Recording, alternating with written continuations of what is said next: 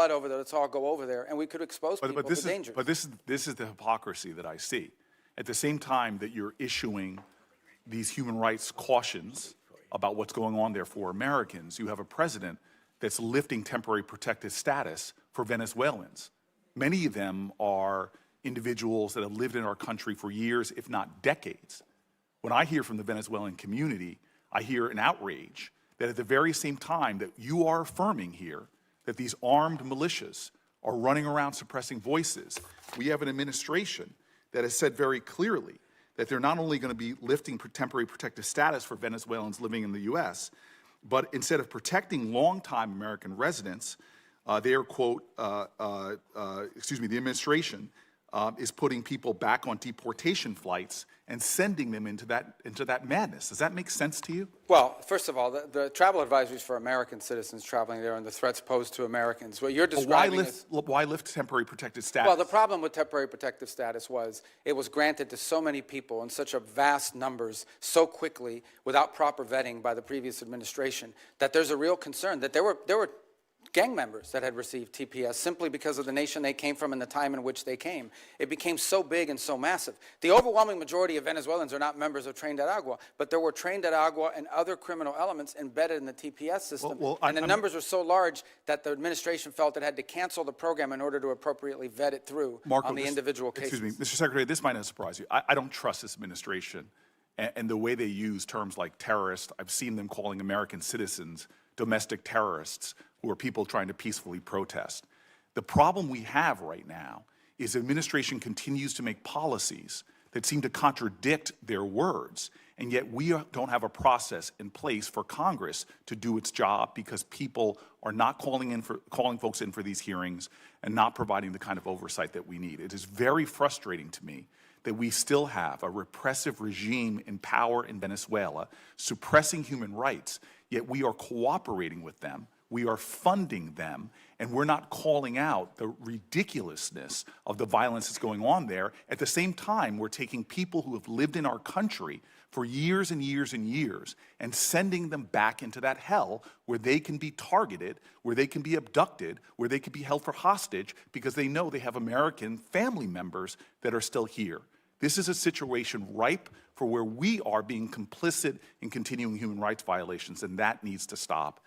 And I thank you. Just on 2 points. We're not cooperating with them to continue doing what they're doing now. We're cooperating with them to transition away from what's happening now.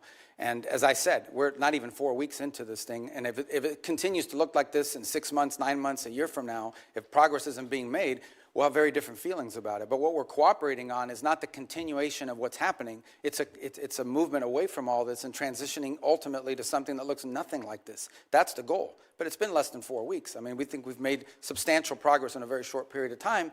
But I acknowledge we want to make a lot more progress. This is not the end state that we want. Senator Corner. Mr. Secretary, I want to expand a little bit on the question that Senator Barrasso raised about Venezuelan oil.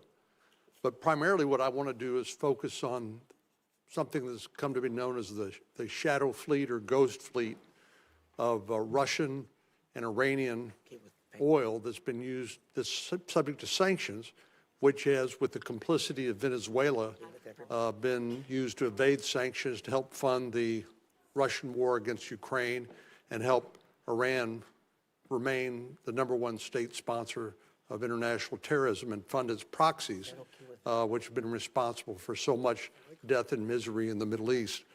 So it strikes me that Venezuela, even though it has a lot of oil, has been more involved in trying to assist its allies, namely Iran and Russia, in circumventing these sanctions to help them fund their nefarious activities, both in the Middle East and in Ukraine. But obviously, they're also a source of additional energy, which is needed by China. Can you help us understand that better? And is the law enforcement operation to arrest Nicolas Maduro and the current status of our engagement with Venezuela helping us deal with that ghost fleet or the evasion of sanctions? Yeah, on the first point, on the second point, absolutely, it's helping us deal with it because It's a complex situation to describe. The oil in Venezuela, we all think, is under the control of one entity, and some of it is. But you literally have a place in which certain individuals, the glue that held the regime together was corruption and graft. Like, people said, I'm supportive of this regime, and they didn't, not because they liked Nicolas Maduro, but because Nicolas Maduro set up a system that guaranteed them a profit. Some people were making that profit from drugs. Some of them were making it from stealing money from their food program called CLAP. Some of them were making their money from an oil field that was literally given to them in exchange for buying them their loyalty. Some were making their profits from all three, so, and other activities. So there's no doubt that his removal has created the conditions to begin to move away from that. That's why we sanction their oil. The Ghost Fleet exists for the following reason. When something is sanctioned, when we say it is illegal for them to move this oil, none of the traditional legitimate tankers will carry that oil. They won't touch it because they don't want to be sanctioned by the United States. So you have to turn to these pirates. You have to basically turn to these ships that are either falsely flagged, meaning they're flying the flag of Liberia, but they don't really have a Liberian flag, or are stateless in their capacity.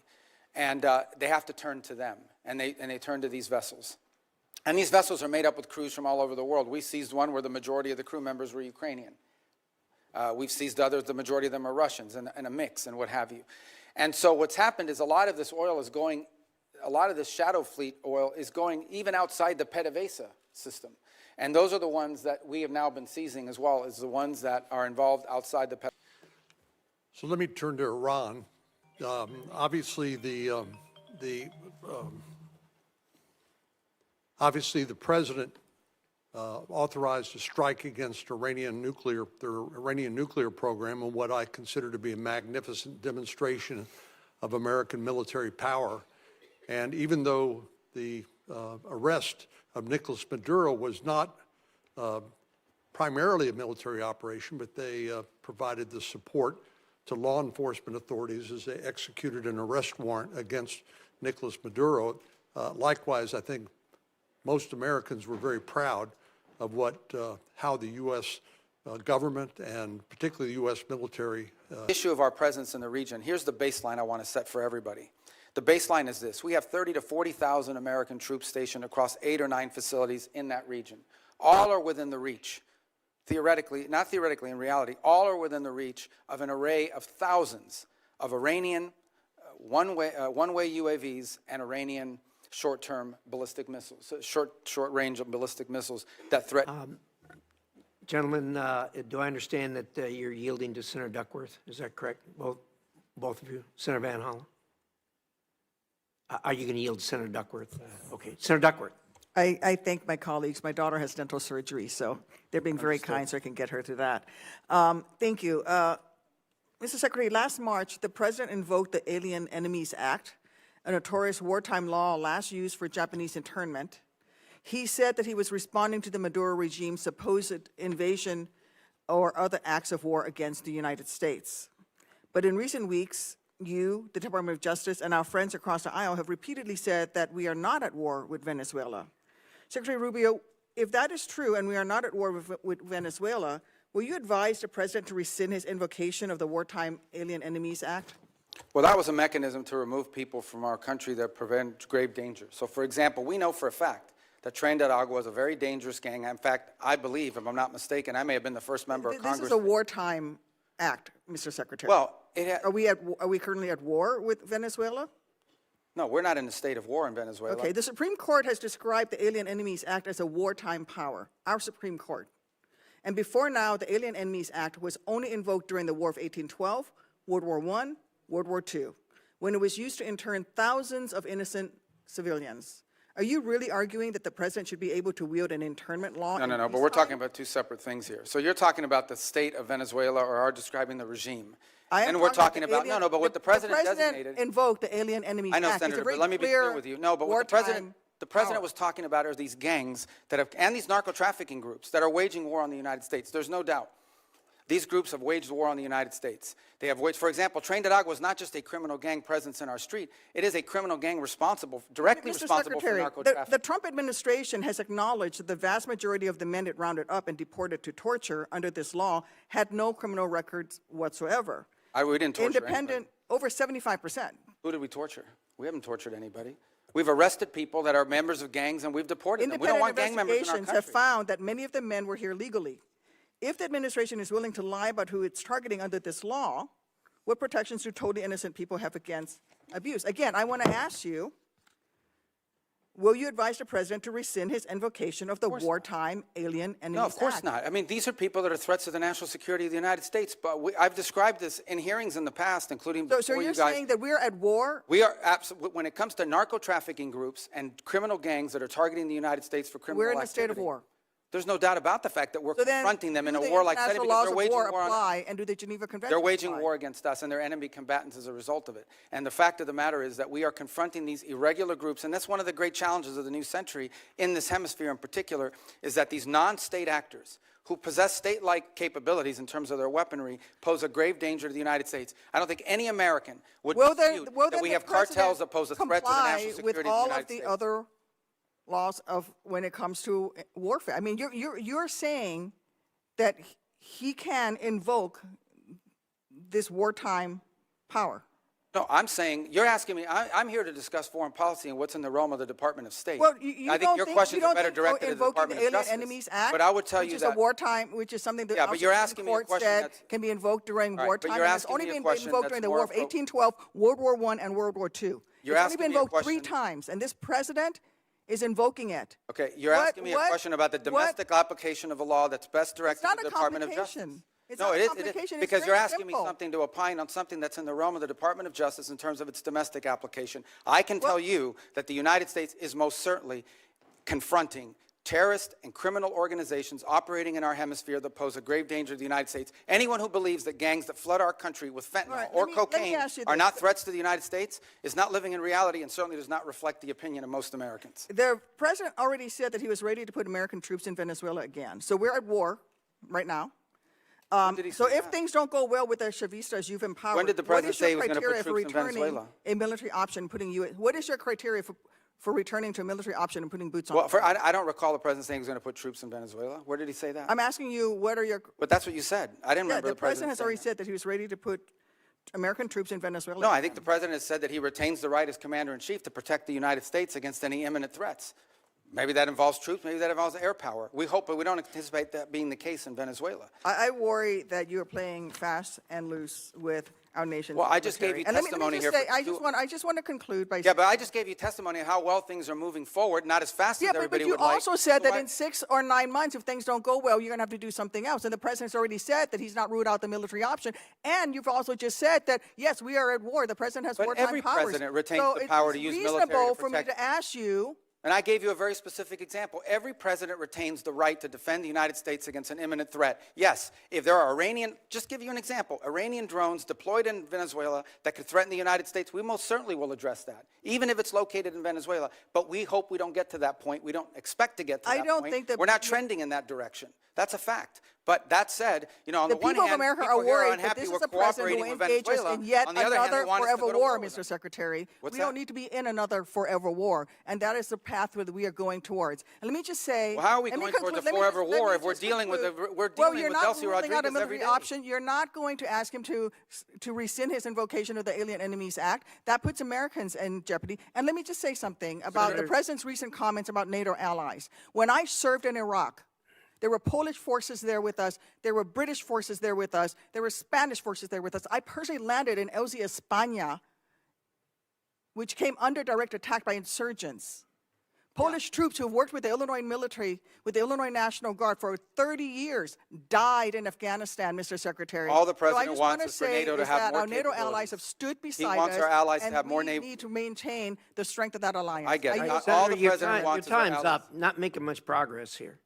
Well, let me just very say, the much. president Let's- just wants our allies to have more capabilities to be involved in operations like that, God forbid, in the future if necessary. That's not what he an said. unreasonable He said request. that they stayed a little behind, and they certainly did not come to our defense. And Well, not which every they did. country in Europe, not every country in NATO participated in those missions. Some did.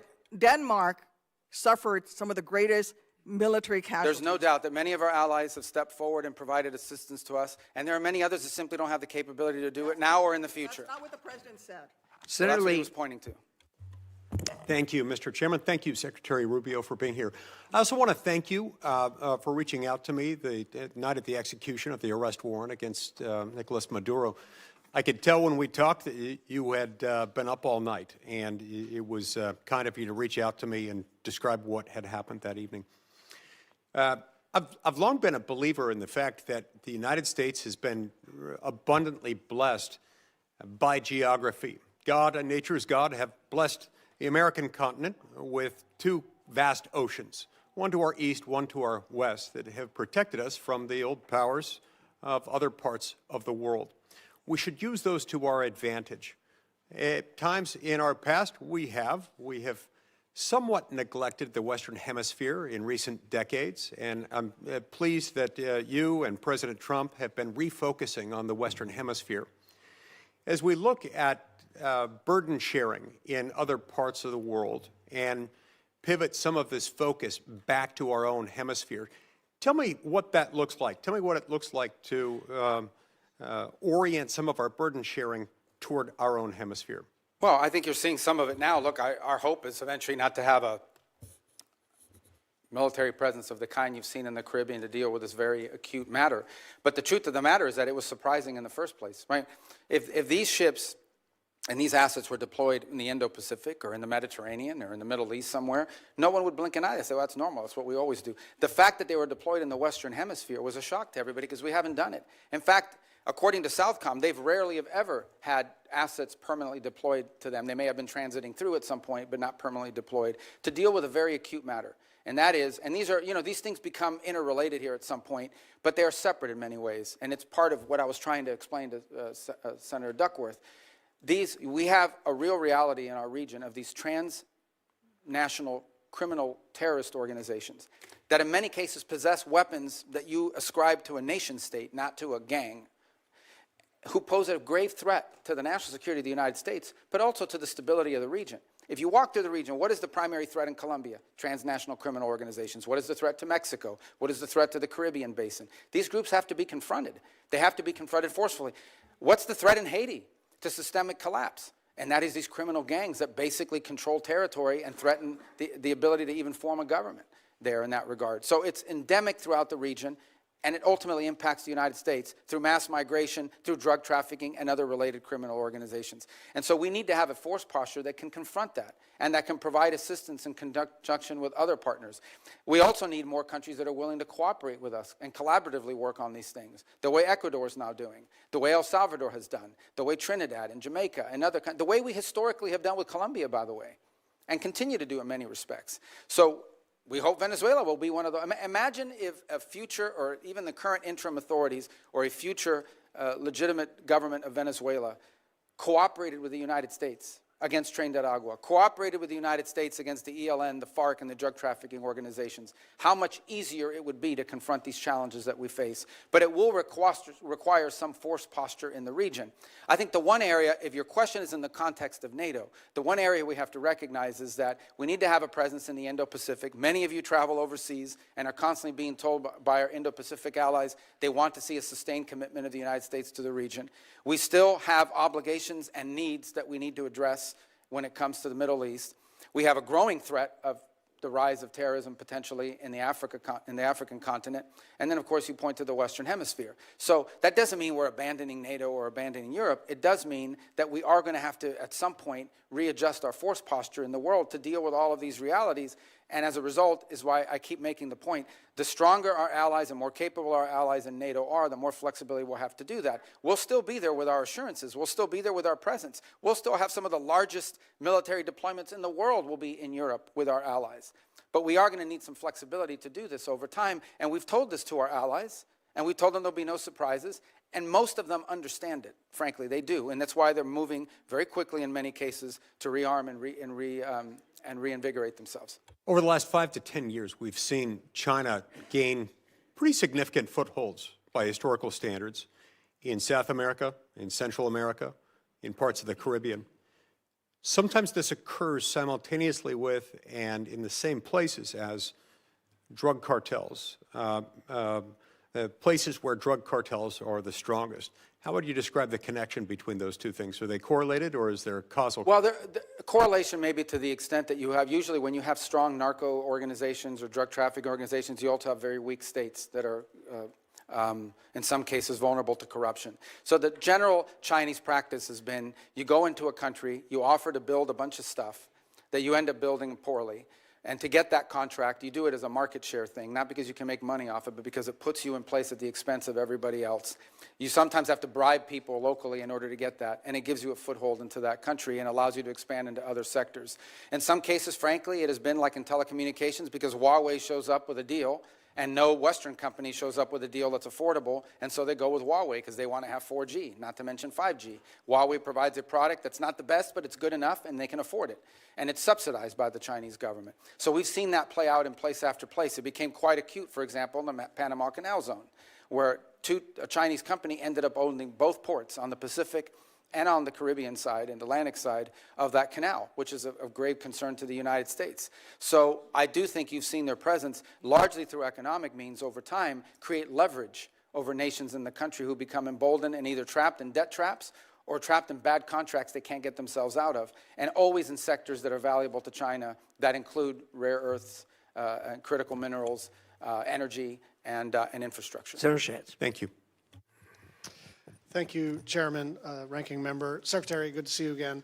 I want to ask about the oil. Under U.S. law, funds received by the government must be deposited with the Treasury. Earlier, you testified that the funds are being held short-term in Qatar and then will move to a Treasury-blocked account.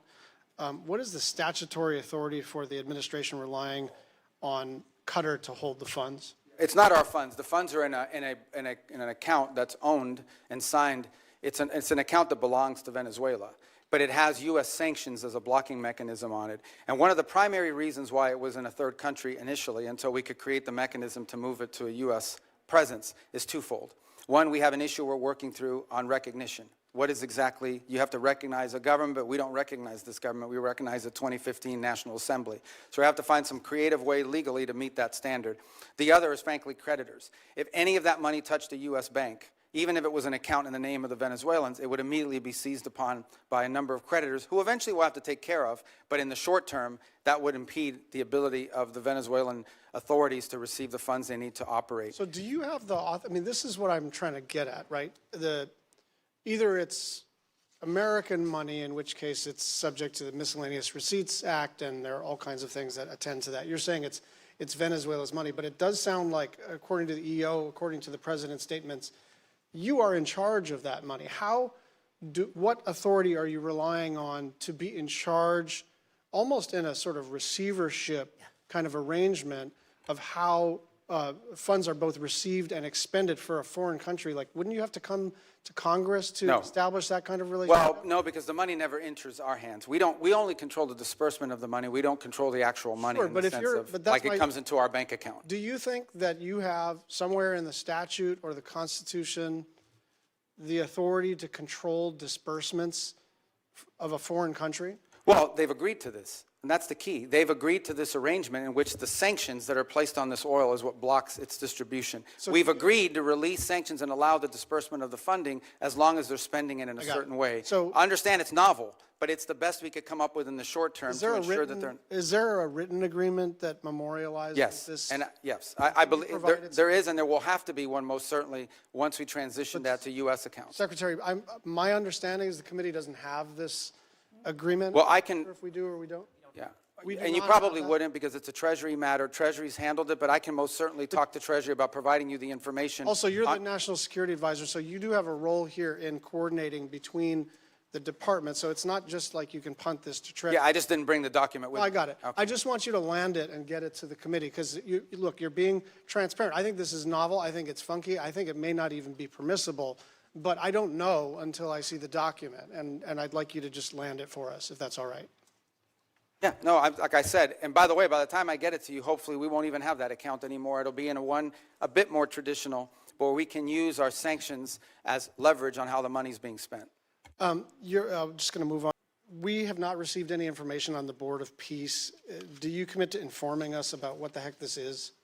Yeah, it's Okay. a board of peace. Thank you. Well, I mean, But- I'll just note that Albania, Armenia, Azerbaijan, Bahrain, Belarus, Bulgaria, Cambodia, Egypt, Hungary, Indonesia, Israel, Jordan, Kazakhstan, Kosovo, Morocco, Mongolia, Pakistan, Paraguay, Qatar, Saudi Arabia, Turkey, UAE, Uzbekistan, and Vietnam. There are a lot of countries with whom we normally work very closely and with whom we are aligned geopolitically and in terms of values that are not on the Board of Peace. And so I think it's reasonable for us to wonder whether something in terms of a, I don't know, competitive structure to sort of either undermine the UN or circumvent the UN. I just worry that a lot of our friends are not on that list, and some of our adversaries are. So to 2 points, the impediment that they have is, first of all, this was chartered by the UN. I mean, the UN, it's a UN resolution that actually created the mechanism by which the board was set up. And the primary and sole focus of that board right now is to administer phase 2 and phase 3 of the plan in Gaza.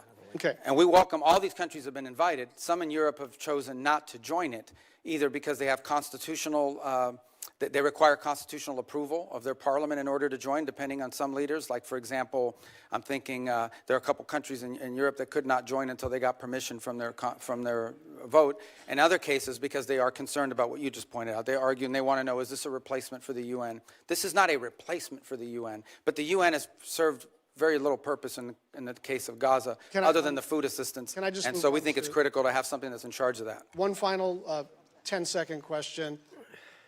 We are hopefully about to enact appropriations law either this Friday or soon after that. And I just want your commitment to work with my team and anyone else who has jurisdiction on the implementation of the SFOPS bill. Yes, of course, and we're very happy you're about to pass it. Even if you pass none of the other budgets, you should pass that one. Thank you, I agree. You could have gone a little further than that, Secretary. Senator Curtis. Thank you, Mr. Chairman. Thanks, Mr. Secretary.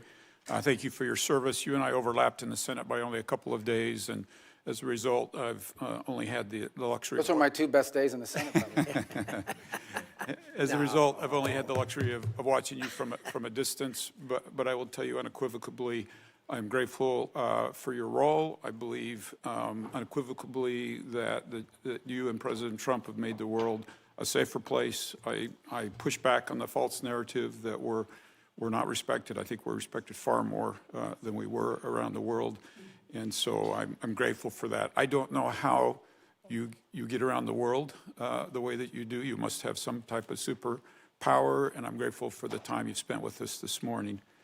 Now, all of that said, I do have a basic concern that I'd like to raise with you. I now chair the Western Hemisphere, which you previously chaired the subcommittee, and I'm often struggling to get briefings, clear information, or meaningful cooperation from the administration and the State Department. Let me give you 3 specific examples. I suspect most of these are out of your visibility, so I want to bring them to your attention. Senator Kaine and I, who's the ranking member, tried to do a hearing on Venezuela late last year. We were told the State Department would not participate in that hearing. I'm trying to put together a hearing right now on the prioritization of the Western Hemisphere, which I think would be very helpful to the administration, and we're struggling to get the State Department to participate in that. I couldn't get a briefing on the drug boat operations until the Kaine War Power Resolution, and then all of a sudden we got a briefing, but I didn't get that because I was the chair of the Western Hemisphere. And I want to be clear, I support what's happening with Maduro and what's going on there, but I do think the administration could get Congress to be a better partner by informing us better. And from my perspective, I'm struggling to see that, and I would ask you, if you were the chair of the Western Hemisphere, would you be okay with that from the state reaction like that from the State Department, and what would you suggest I do? Yeah, no, look, I think one of the challenges we face, particularly on Venezuela, on the prioritization on the Western Hemisphere, you'll get that briefing. I don't know why they said you haven't been able to get it, but we can figure that out pretty quickly. But I would say both on Venezuela and the drug boat operation, here's the challenge that we face. This is a committee, as you said, I was there for many years, that has oversight over the State Department. The drug boat operation, which I support, but is not a State Department operation. I think now that I'm here testifying with you, there's a lot of State Department involvement in the issue of transitioning and all the projects that we're doing in Venezuela. But everything that led up to that point was not primarily within the jurisdiction of the Department of State. These were Department of War and Department of Justice operations that were ongoing. And so for us to struggle in those cases would be to provide you witnesses that could say anything meaningful on a topic that was largely from an interagency perspective in the realm of other agencies. Now, if you were in some of the other committees, I don't know if they've got those hearings, those that perhaps can tell you that are on armed services and the like. So I think that was the struggle both in December with a hearing on Venezuela policy, and again now, and with the drug boat one. On the issue of the broader context of our priorities in the Western Hemisphere, I think that's something we most certainly can and will provide because it features prominently in our national security strategy. And I think we have a lot of good stories to tell about the Western Hemisphere. I'll just be clear, we haven't even been able to get that from the State Department. To get what? Help on a hearing for... No, you'll get it. You'll get it. Okay. Would love to have your commitment moving forward that we could have that type of cooperation that the Western Hemisphere... Yeah, I just got to make sure that the people were... Look, I don't want you to have a meaningless hearing. If you're asking about something that's not in our... It's like having a hearing on agriculture in front of the State Department. We have limited involvement because from an interagency perspective, in the case of the drug boats and Venezuela, at the time you requested, this was primarily a Department of War function. And so, but in the case of the priorities on the Western Hemisphere, that will happen. Okay. We look forward to doing that. Let's move on. You mentioned Russia, China, Iran a little bit earlier. I'm very concerned, as you are, about their influence in the Western Hemisphere. If we put Venezuela aside for just a moment, can you talk about where we're seeing the influence, particularly of China, in the Western Hemisphere, and what progress we've made or what we need to be thinking about? Well, China specific? All of them are important, Yeah. but specifically on China. I mean, look, when Iran and Russia, in Iran, their primary foothold in the region was Venezuela. Let me just put that up front. And it involved more than just selling weapons and all this other stuff. I mean, in many cases, there's clear evidence now that they were providing passports, Venezuelan passports with false identities to people who operated on behalf of both Iran and Hezbollah. And so deep concerns about that, and that needs to stop and end. In the case of Russia, their primary presence of influence in the region is Venezuela and to some extent Nicaragua and Cuba, which is where they operate. In the case of China, they do have a presence in Cuba. They have this debt relationship with Venezuela where they were basically taking Venezuelan oil as payment on debt, and then they were reselling it at a huge profit because they were buying it on discount. That has now obviously ended. And if their debt is legitimate, a future Venezuelan government will have to address it and deal with it as part of a broader restructuring of their debt. But in the short term, that has now ended. But the primary way that China plays in the Western Hemisphere is through commercial relations. They engage themselves in a country.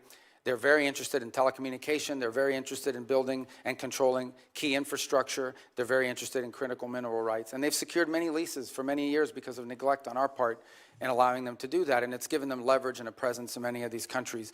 I will say that I think that influence in our hemisphere has eroded over the last year. For example, Panama left the Belt and Road Initiative. We have new leaders in Chile, in Peru, in Paraguay, in Chile and in Honduras that have expressed a strong desire to realign with the United States and our priorities. And we have great relationships with Argentina, Paraguay, and other countries in the region who are also very cooperative. And we've had great cooperation from the Panamanian authorities as well, including a case before the Supreme Court. I don't know if the final has been submitted that could lead to the eviction and removal of a Chinese-controlled company that controlled both ports at the Panama Canal. Thank you. I wish we had more time. I'm out of time. I yield. Thank you. Senator Van Hollen. Thank you, Mr. Chairman. Mr. Secretary, I want to discuss corruption in the White House and its intersection with our foreign policy. The President and his family have used the office of the presidency to pocket $1.4 billion plus since he was sworn in. A New York Times analysis entitled "Trump's Plundering of America" indicates that some of that is a result of the president selling corruption here at home, but much of it relates to the president selling out U.S. interests overseas to make a killing for his family, including giving away sensitive U.S. semiconductor and AI technologies to the UAE, while the UAE pumped $2 billion into one of the Trump family ventures.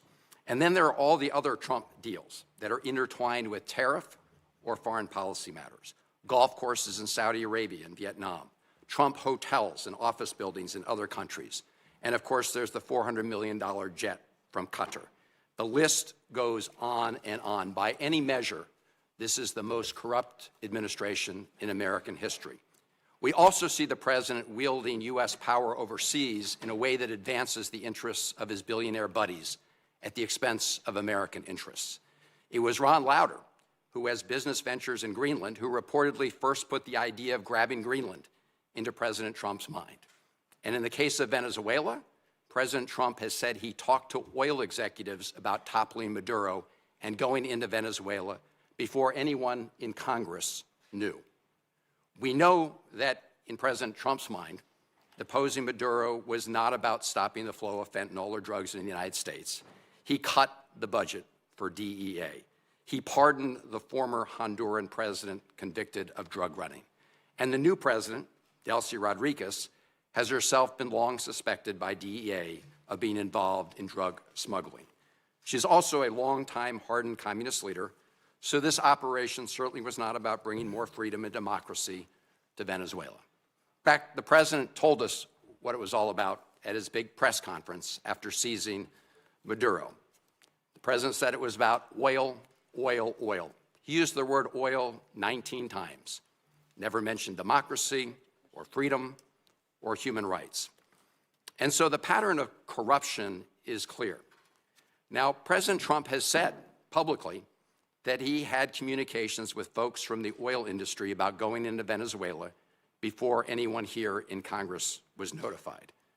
Mr. Secretary, simple yes or no question. Were you with President Trump during any of those conversations he had with people with oil interests in Venezuela about the possibility of deposing Maduro? That's not a simple yes or no question, but I can answer it quickly, and that is the president always elicits opinions from all sorts of people, including, for example, Chevron has an active license in Venezuela. They operate in Venezuela. They've been doing so even when the sanctions were in place.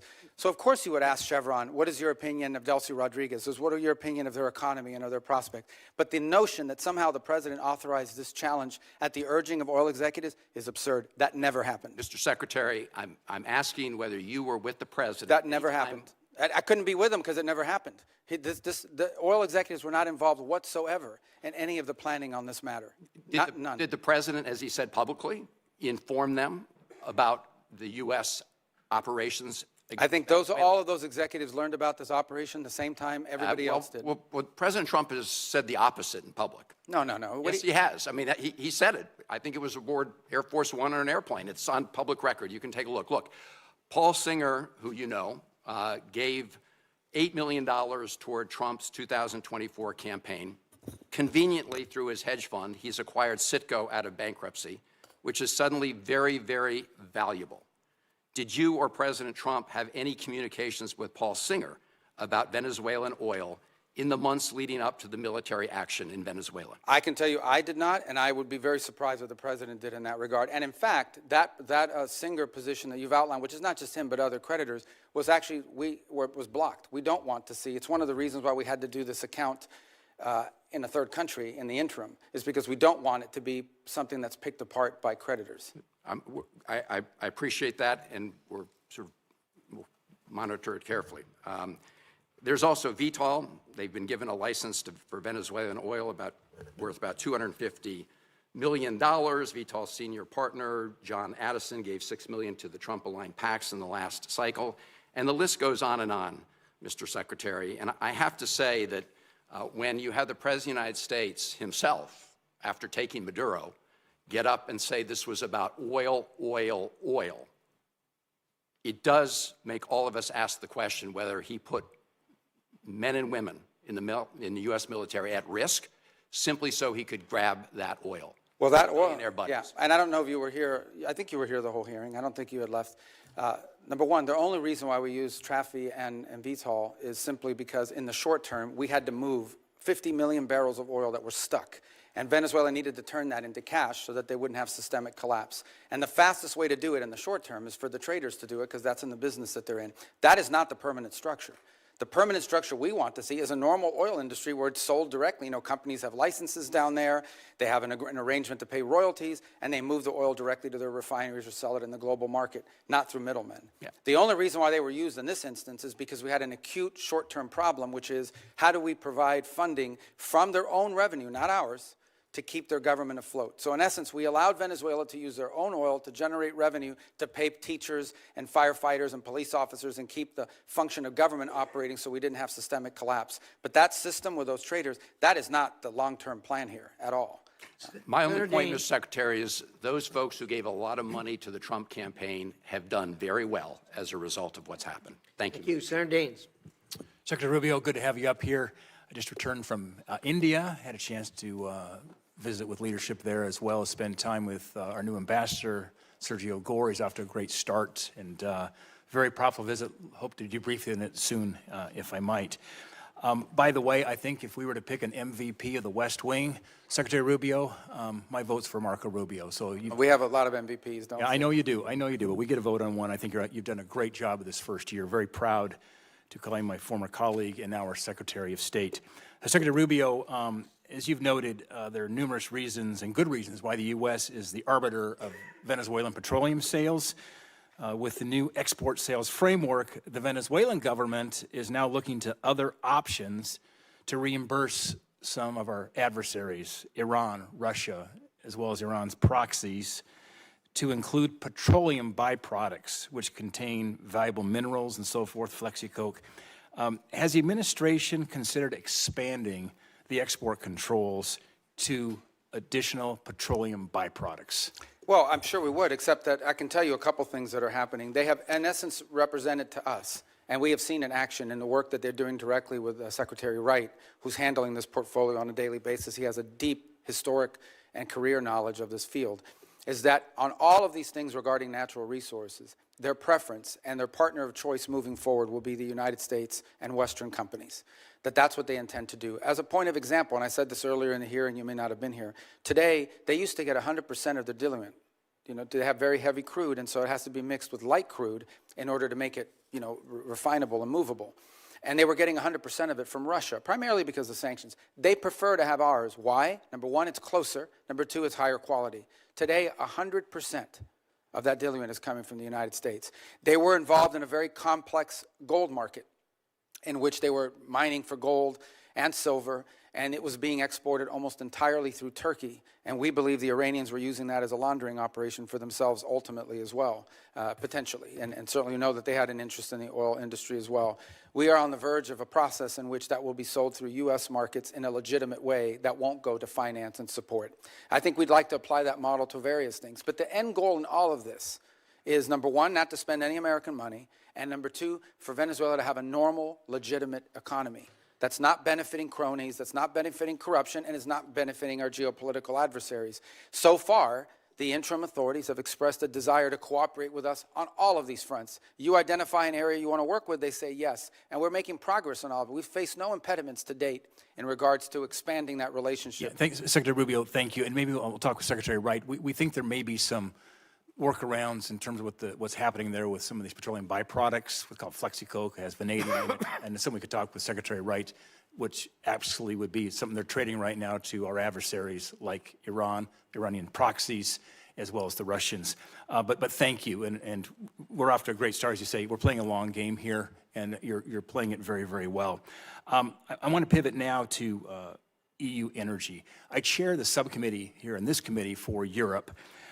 Next, we're going to have a hearing. We're looking about having a conversation on EU regulations that are hindering energy security, that's benefiting now, of course, the Russians and hindering the development of alternative supply chains. Mr. Secretary, here's my question. As Russia continues its war in Ukraine, how important is it for Europe to develop a pro-energy posture to ensure they have energy security? Well, I would argue that one of the reasons why we have a war in Ukraine is because Russia thought they could get away with it because of how dependent Europe was on them for energy. And they felt there's no way the Europeans are going to come hard at us because they're too dependent on us for energy. So I think most certainly it served as a contributing factor to the war happening, among others, obviously. The second point is the point the President's repeatedly made. We love Europe. We want Europe to be strong. We share a lot of common bonds, both through history and culture and also through our alliances. And part of our concerns is that Europe is becoming increasingly vulnerable when it comes to their energy supplies. Increasingly vulnerable both for domestic economic growth, which will allow them to sustain investments in defense and be more reliable partners, but also vulnerable to Russian oil and other things of this nature. So we are concerned, though it's not our decision to make, we are concerned that EU policies in general are leaving Europe more vulnerable at a time when they should be getting stronger in their ability to resist pressure from both Russia and China. Secretary, thank you. And we hope to have that discussion next week at the subcommittee level. Last question is back to one of my favorite topics, back to Central Asia. We had a great dinner at the White House with the 5 Central Asian presidents that you were at, President Trump, as well as Vice President Vance. I had an honor to be there with you all. They're making a major shift right now in terms of having a closer diplomatic and economic relations with the United States. That all fits in part of the geopolitical puzzle, which relates to energy supply as well. Here's my question. How important is it that we end these Jackson-Vanik trade restrictions as it relates to our relationship with Central Asia? And for background here, Senator Murphy and I are co-sponsors of that bill. We hope to actually get this done and on the president's desk. It's an ancient Soviet-era restriction that is not relevant at all, but frankly is hindering our relationship with these important Central Asian. Yeah, no, we agree. We agree, and that, like I said, one of these areas that you've been focused on for a long time, Ambassador Gore, that, as you know, is in India, is also an envoy to these 3 countries, just came back from Tajikistan a couple days ago. So I think that absolutely we would like to see that because it would allow us to do even more. Yeah, great. Thank you, Chairman. Thank you. Senator Rosen. Thank you, Mr. Chair, Ranking Member, and thank you, Secretary Rubio, for being here. I'm going to get right into it because I want to build on Senator Van Hollen's line of questioning. President Trump pardoned the former Honduran president after he was convicted of trafficking roughly 400 tons of cocaine into the United States, cocaine that contributed to the deaths of tens of thousands of Americans year after year. Yet the president and his cabinet authorized a military operation to capture Nicolas Maduro in order to arrest him for virtually the same crime.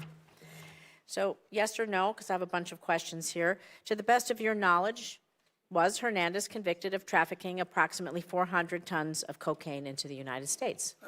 I'm not involved in the pardon process. I can tell you. No, that I've just the asked president, if yeah, but I don't do yes or no.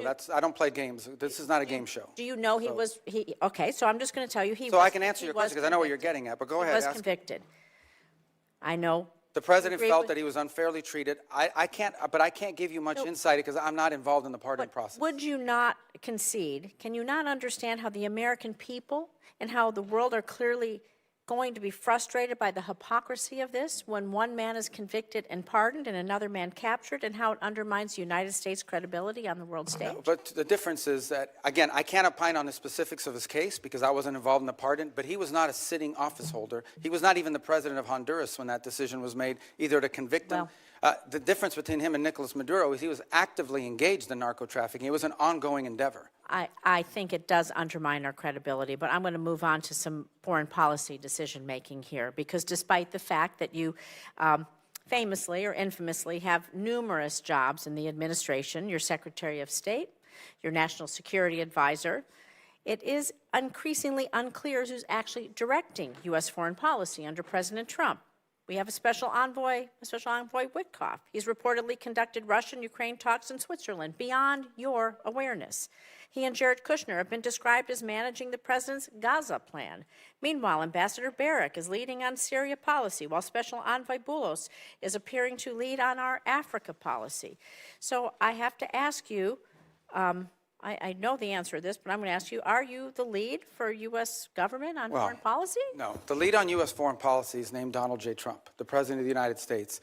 On the individuals you've described, these are very valuable teams. We have if I can answer, because I think it's important. It's a legitimate question. I have the distinction, but I think both the benefit of being the National Security Advisor and the Secretary of State. As National Security Advisor, my job is to coordinate the interagency function of national security, and that involves foreign policy. So I speak to Steve Witkoff and Jared Kushner in the case of Gaza and now Russia, probably 10 times a day. We have multiple meetings and coordination. All of it is we build a team, we gather facts, we present options, and then we take them to the president. It is the president who directs the the foreign policy of the United States.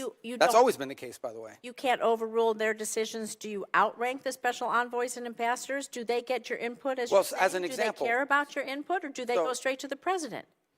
There's no time in which the president has presented an option by one of us at the exemption of everybody else. It depends on the portfolio. But in every one of these portfolios, we have a team approach to this, which is the way the system is supposed to work. It's not the way it's always worked. You have had in the past tensions between the National Security Council that became operational and the Department of State. In this particular case, there's not much conflict between the two because it's the same person. And we basically, what we basically try to do in every one of these unique missions is we create a consensus team around it, and then we present the president options together. Options. It's the president's decision, nobody else's. There's no overruling here. The president makes the decision. Our job is to present him options. Shouldn't they report to you? Shouldn't there be a line of command and a line of transparency? They report to me every day. Where does the buck stop? But they report to me every day in terms of keeping me apprised of what's happening. I give advice. I give, in some cases, direction. They involved heavily. For example, the special envoys rely almost exclusively on State Department personnel to assist them in all of their efforts. For example, on the Board of Peace, we helped them position the entire gathering last week and all of the work that's going to happen now. On every one of these issues, it's not linear. No single individual other than the president has the ability to dictate our foreign policy. Our job is to come to a consensus view on the best way forward.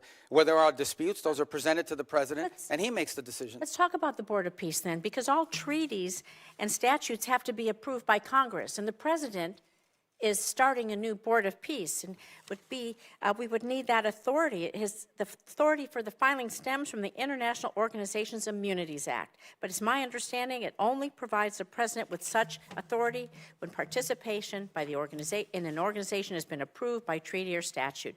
Treaties and statutes must be approved by Congress, so when will the administration be requesting Congress pass legislation to authorize the president to extend this benefits to the Board of Peace, creating the Board of Peace, and when will it be sent? Well, actually, the Board of Peace was chartered and set up by the UN Security Council through a vote of the UN Security Council as the deliberation. So it's an international organism recognized by the Security Council of the United Nations, which is something I think many of you should be supportive of, the fact that we're doing it. The president is claiming his authority is from the International Organizations Immunities Act, and this law only provides the president authority when U.S. participation has been approved by treaty or statute.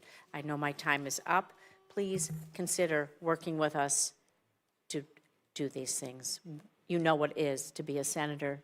You know what that collaboration and cooperation mean. And I think that all of us expect that respect from you and would really appreciate it. Thank you. Thank you, Senator Rosen. Secretary, you've been very generous with your time. We have just a few comments to wind up here. Senator Shaheen. Yes, I agree. Thank you. I hope that you will come more often before this committee. But I just wanted to clarify a couple of things. One is that under the CASE Act, the State Department is required, as are other agencies, to give documents like the one that Senator Schatz was raising for the agreement between Venezuela and the U.S. to this committee. We have not yet received it, so I hope that we will see it in the near future. The other thing, with respect to the exchange between you and Senator Rosen, I can tell you that we have, as the minority staff, requested on multiple occasions updates from the State Department on the special envoy's negotiations on the Ukraine war with Russia, and we have been denied access to any of that information. I would hope that, number one, that would be available, because I think everybody's interested in trying to support efforts to end this war in Ukraine. This should not be an adversarial position. And number two, I would also hope that, like Senator Curtis, that you would be willing to have someone from state come before the committee. We have not had a hearing on negotiations over the war in Ukraine since I've been on this committee and since the president took office. And so I hope you will make that commitment to come, have state come and be part of a hearing on the war in Ukraine and the negotiations there. Yeah, and we would love to do that, and I'll make sure that happens. And I will tell you, I can give you a brief update. I know it's late, but I don't mind. I mean, we can continue to talk about this a little bit because it's important. It's a very fluid situation, unfortunately. I mean, as you know, it's moving very quickly. My sense of it is that for the most part, I discussed the security guarantees piece, which was part of a meeting and efforts that took place in the early part of this year.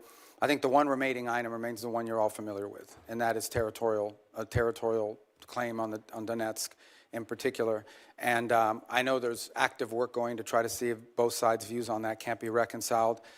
It's still a bridge we haven't crossed. It's still a gap, but at least we've been able to narrow down the issue set to one central one. And it will probably be a very difficult one, but nonetheless, it's one that work is going on. There was a meeting late last week in the UAE, which I think for the first time in many years, was trilateral, involved the U.S. presence. Jared was there and Steve Witkoff were there, along with representatives of Russia and Ukraine. They were going to follow up talks again this week in that regard, bilateral. There might be a U.S. presence, but it won't be Steve and Jared.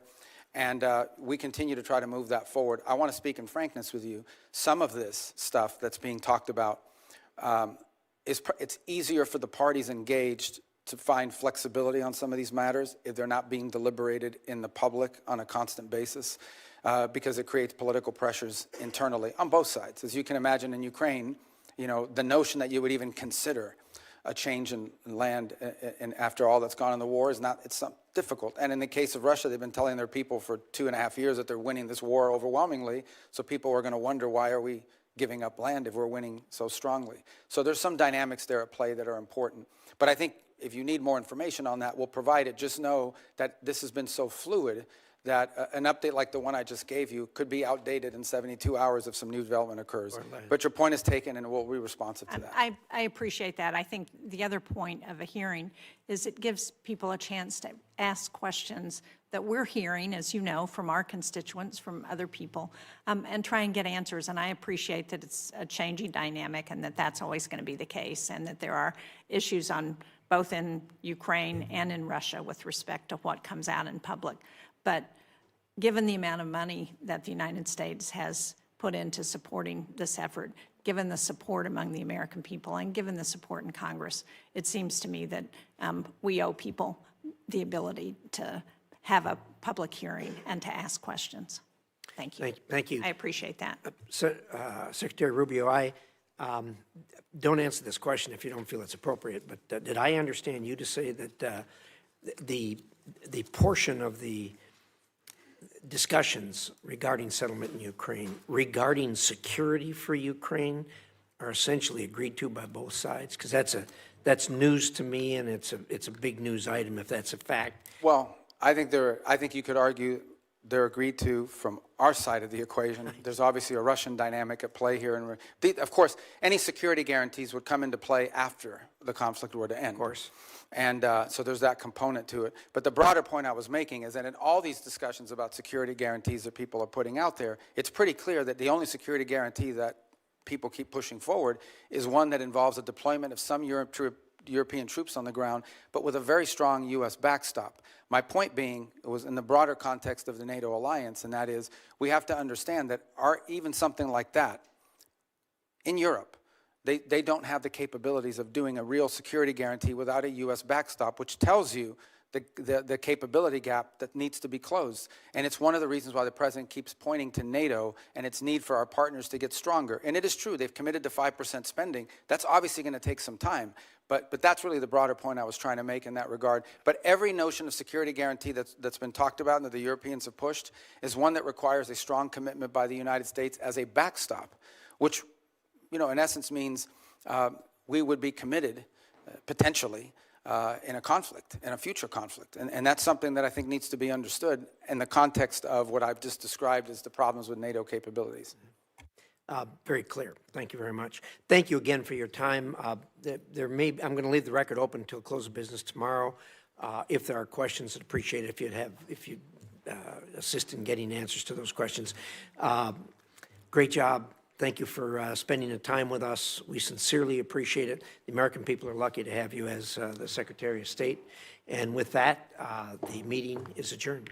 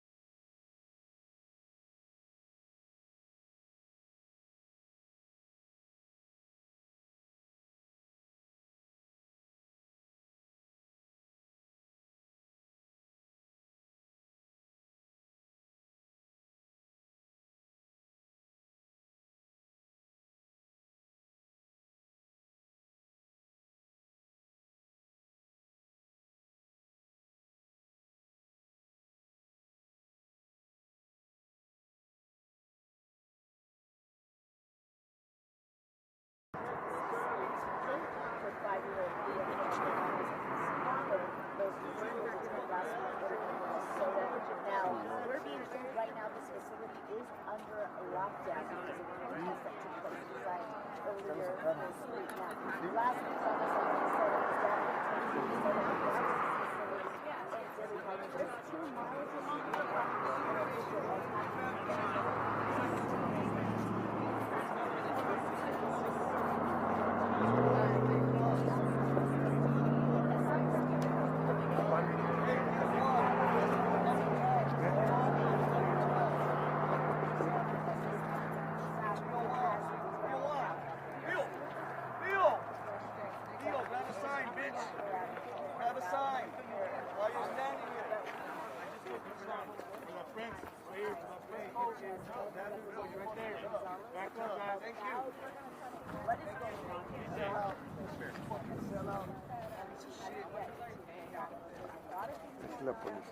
Not enough.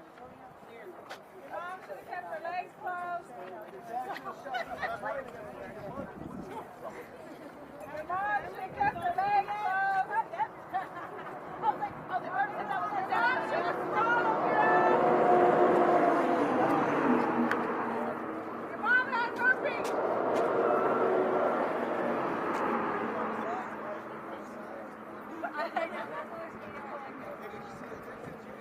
Badge, his fucking face, and probably his number. Ask him. Can't give him. Hey, Dad, right? Name and badge number, officer. Thank you. Thank you. Appreciate your service. Next time, don't sell out.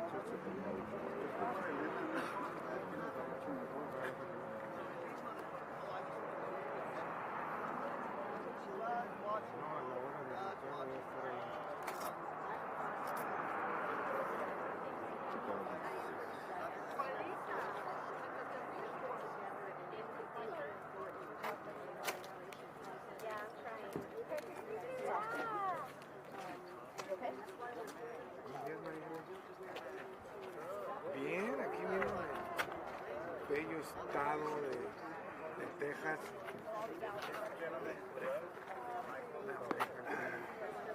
Aquí está como a 56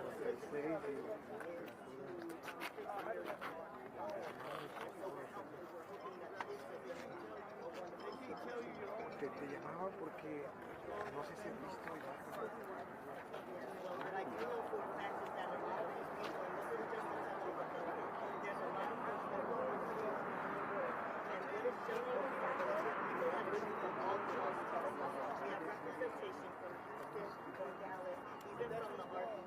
And I think at a time like now, when immigration impacts all of us, so even as a military veteran, I'm sure that we have the United States flag.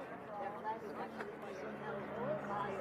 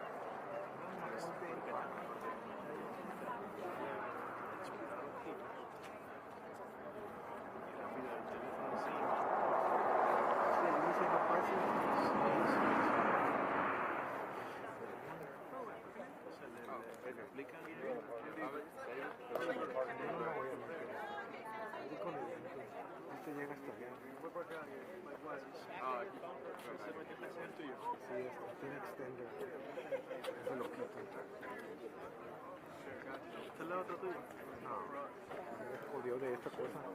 Se jodió. Esta parte.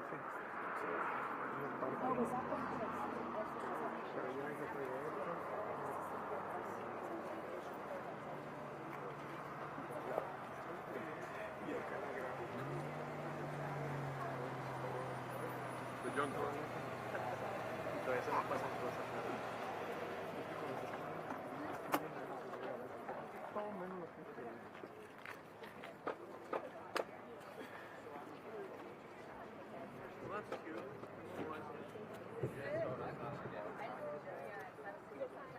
Ahí viene, ¿o no?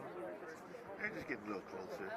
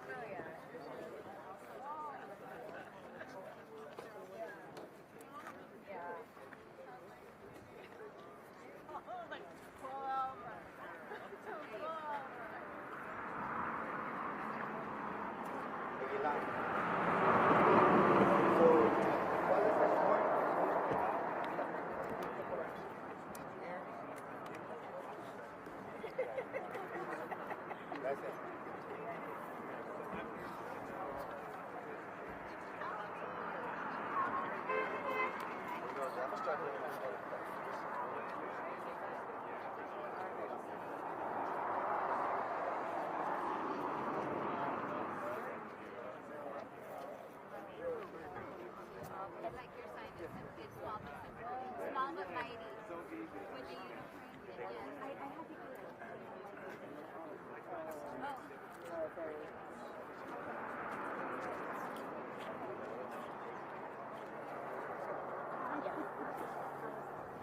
I guess it was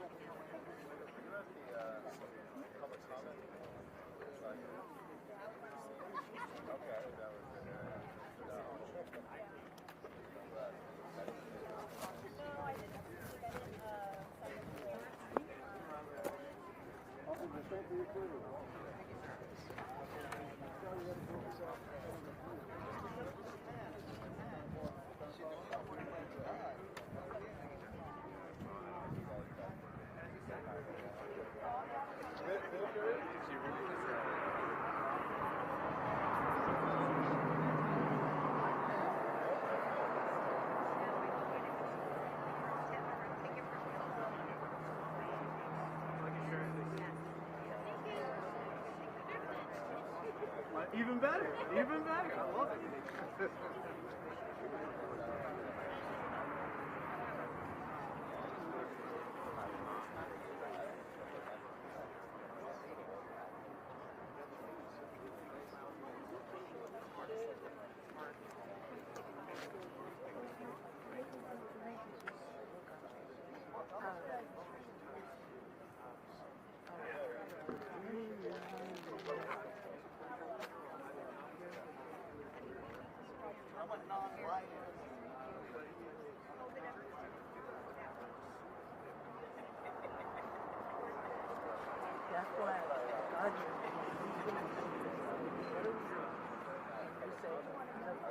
I really do, because it's the only thing is, yeah, the only thing is you might really be different from this one. He's not here today?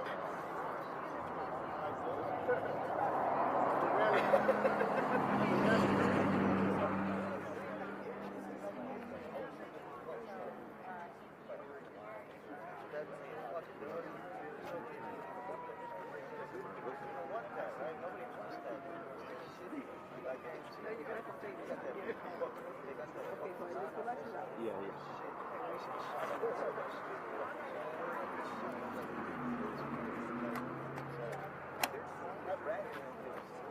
Gracias.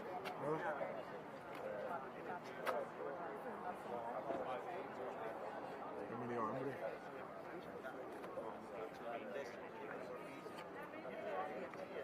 Sí, eso está bueno, sí. Para hacer un Uber Eats. Eso hicimos Paco y yo en El Paso, en Chipotle, y nos llegó la comida bien helada. Y sin tenedor. Con un dedo.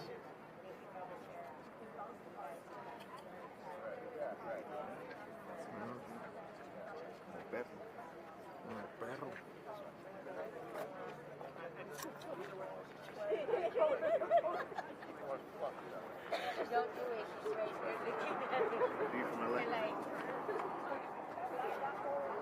Bueno, de Fresno. A little bit further. 7 years in San Diego. 8 en Los Ángeles.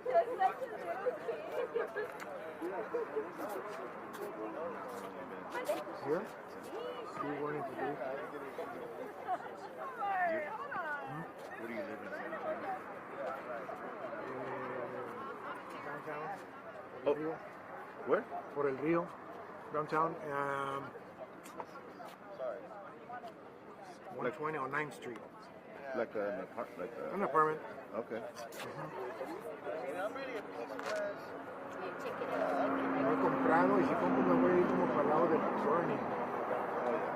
Voy con los gringos. Es que si me voy con los gringos, they broke into this truck. Quebraron las ventanas y todo. ¿Eh? ¿No tiene cage? No se llevaron más que cosas chiquitas. Es que no se van a llevar los cages grandes. Cuando brincan, nomás con un backpack que agarrar la etiqueta y corre. They don't drive in, they jump fences. Now all Venezuelans should be American fucking citizens, right? Because they're under fucking. Right? You're not seeing No, I something. did. Oh yeah? Yeah. It's a nice town. Yes, he knows. Atlanta. Cambio. But you know what I mean? Like if I get sent over there, then you know. Pero no, all my time. If I get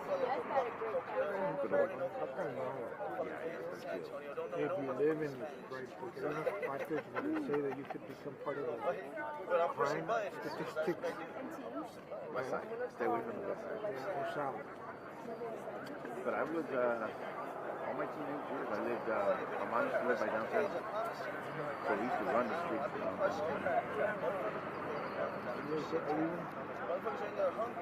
Ahí estaba Abby's Barbecue. They closed down. Sí, no sé si. Ya estaba por mucho tiempo, años en Broadway. Saliendo del downtown.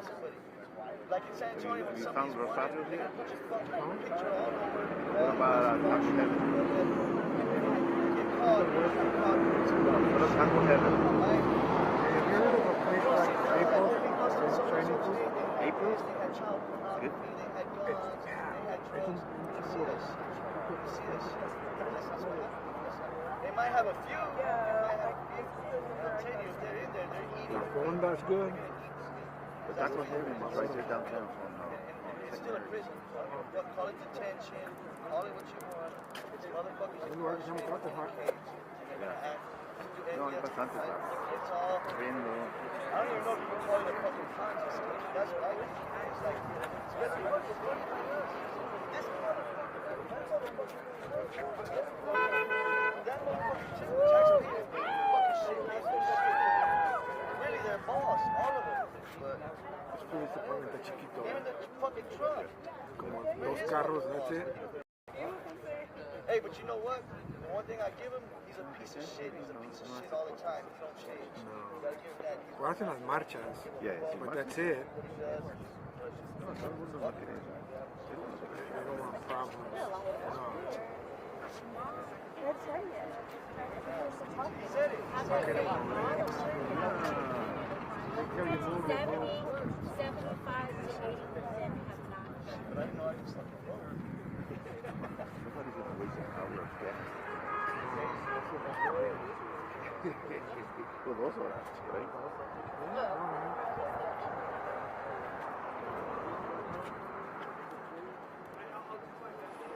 could, but you know, I bet you they held a sign that they fired. They probably get fired.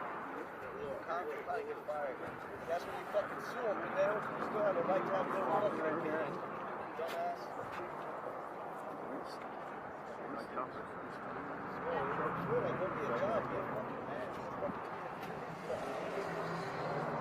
Say, you know what, let's be this way. I'm so fucking mad. I gotta finish off. I went for a check. Should be running me hot. I'd rather not eat than be a piece of shit.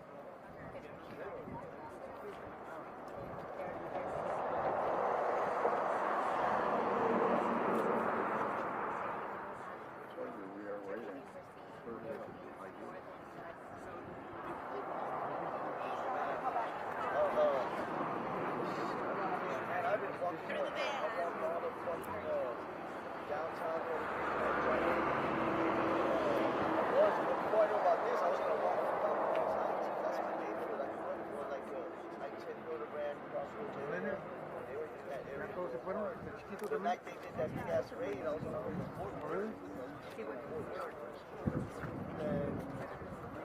This whole side's camera.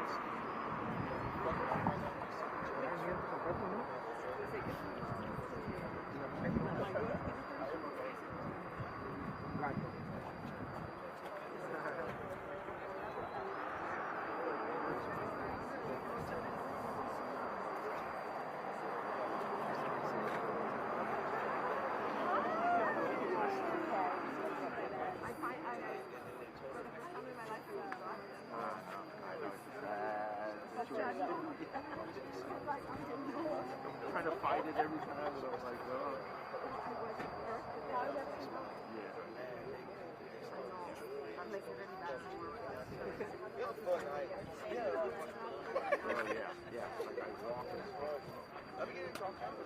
I was at you guys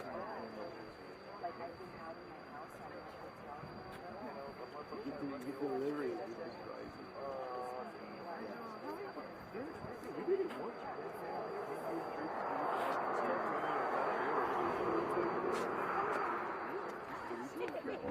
Hey, I don't like these motherfuckers, right? Like, hey, you don't need to check that much, bitch. You don't need to check that much. Fuck, fucking throw some balls.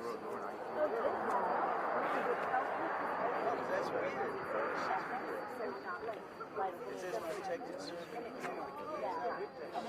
tells you that you can build up. As long as you keep tapping, you can build up that amount. And he's part of the community. He can come right here, like you said, but he probably get fired. And then he can sue him. But that's the point. No more bullshit.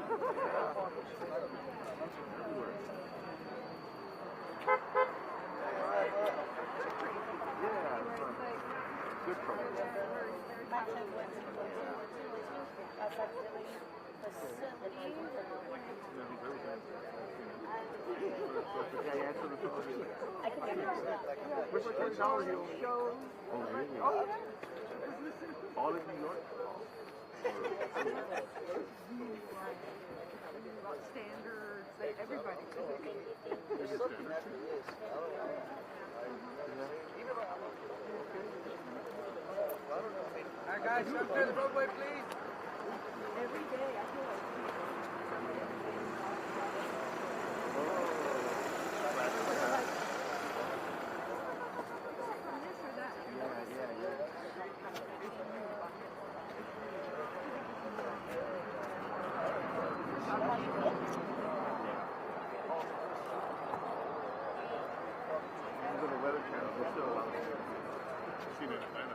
CNN.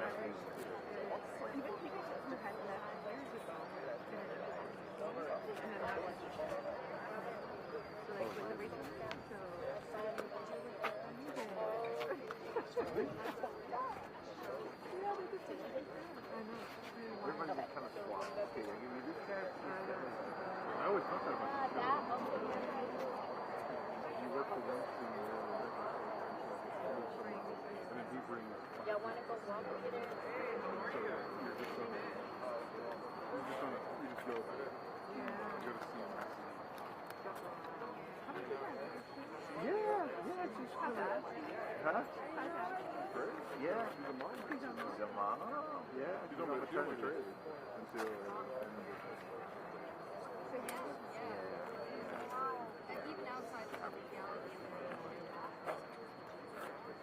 Yeah, she's probably like, I don't know, either she wants to stay home right now or she's just trying to get out. One or two things. One or two things. I'm just trying to get her, I talked to her.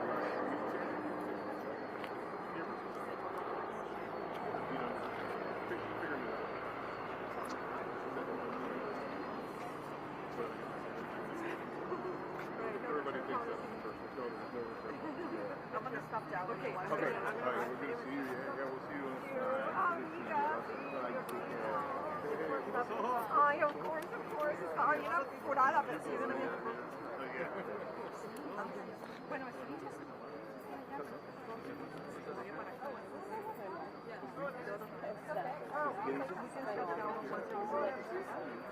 Oh, I never shot any.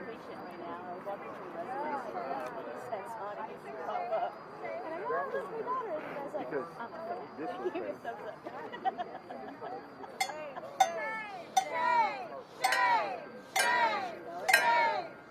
ahora no, okay, well, let's get this, a little more. I'll leave this camera shooting. Well, what are we looking for? I'll do it on this one. It don't matter.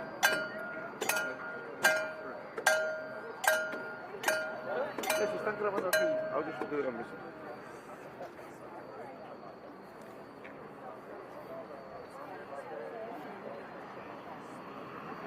Oh, what? Are you telling the road?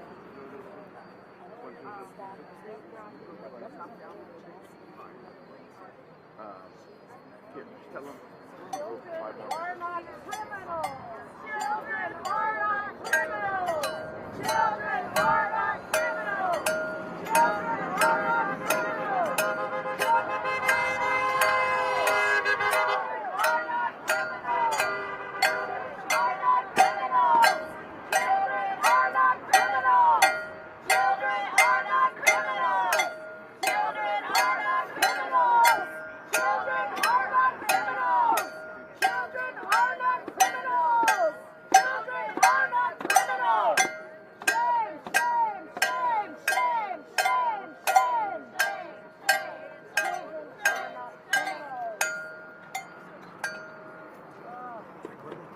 Game of Thrones? No. Yeah.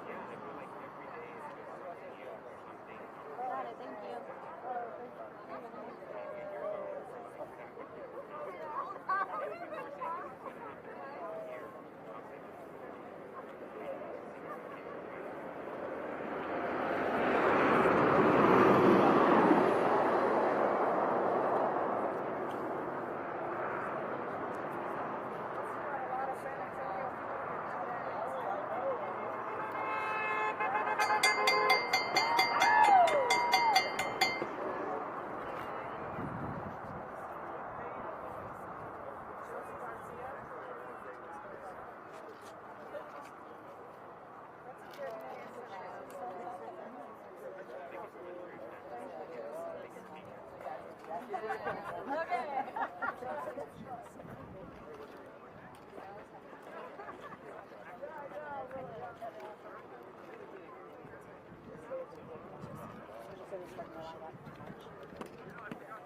you saw it?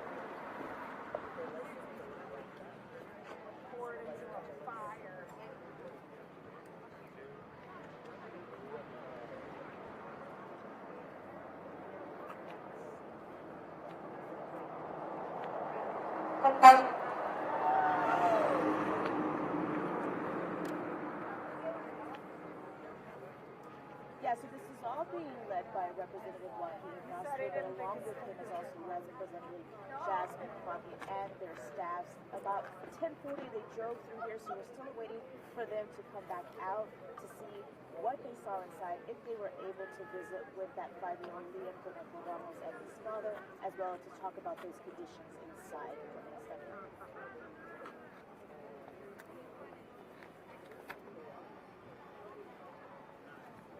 Yeah, I was able to speak to immigration attorney Eric Lee just a little while ago, who has some of his employees that are inside. It's taking place because of the protest that took place inside earlier the weekend. So they are very strict on what they can and cannot do as far as if they can get medication, and they can get medicine or anything. Put in one area or one room, and that lockdown, they don't know how long it's going to be, but that is what he's hearing from his clients inside right now.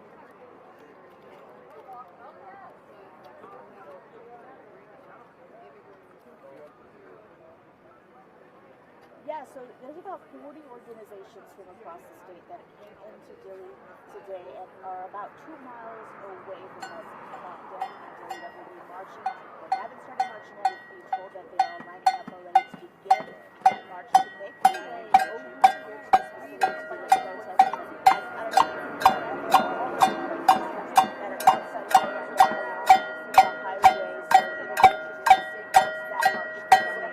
Just not all the protest out there.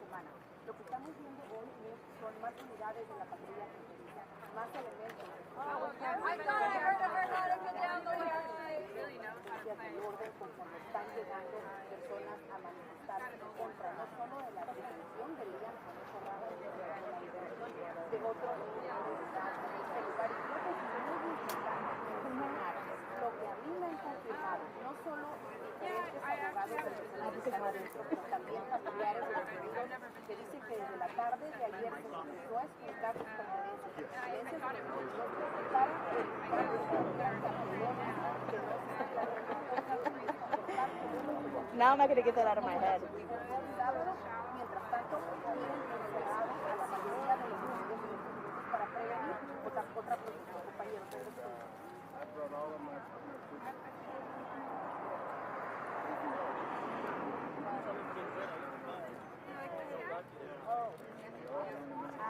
So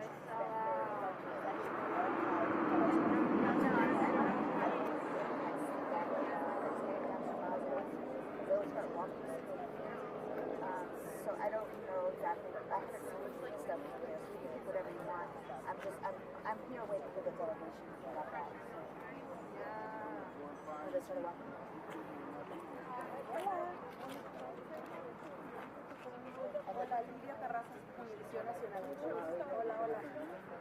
I have to follow that to get to the plus there.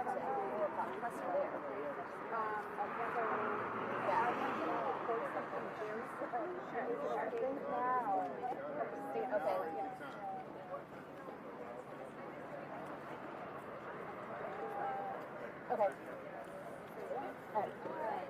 I got one.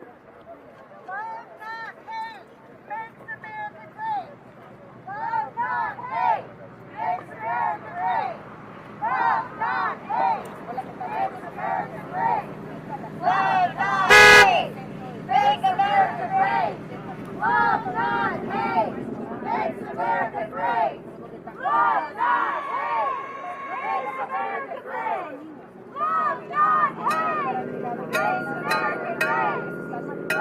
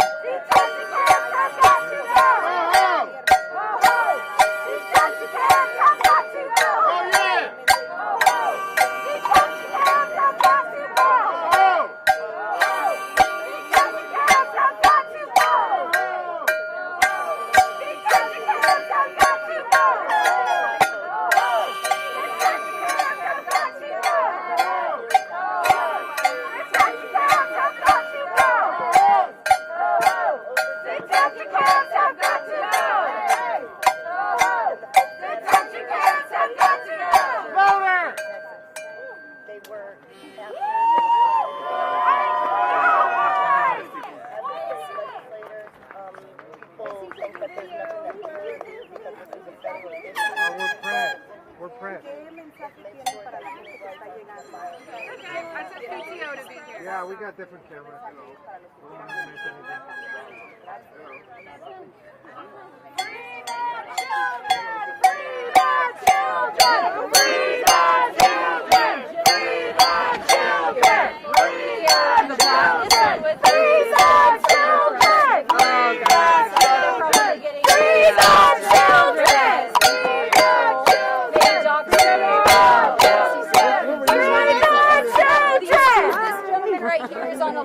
If this gentleman is with him, no, where did he go? I don't know. The gentleman was walking around with his phone sideways. Is that the good list?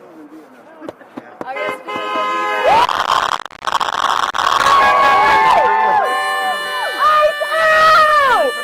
we If your media source says that children belong in detention camps, I'm sorry, but you're on the wrong side.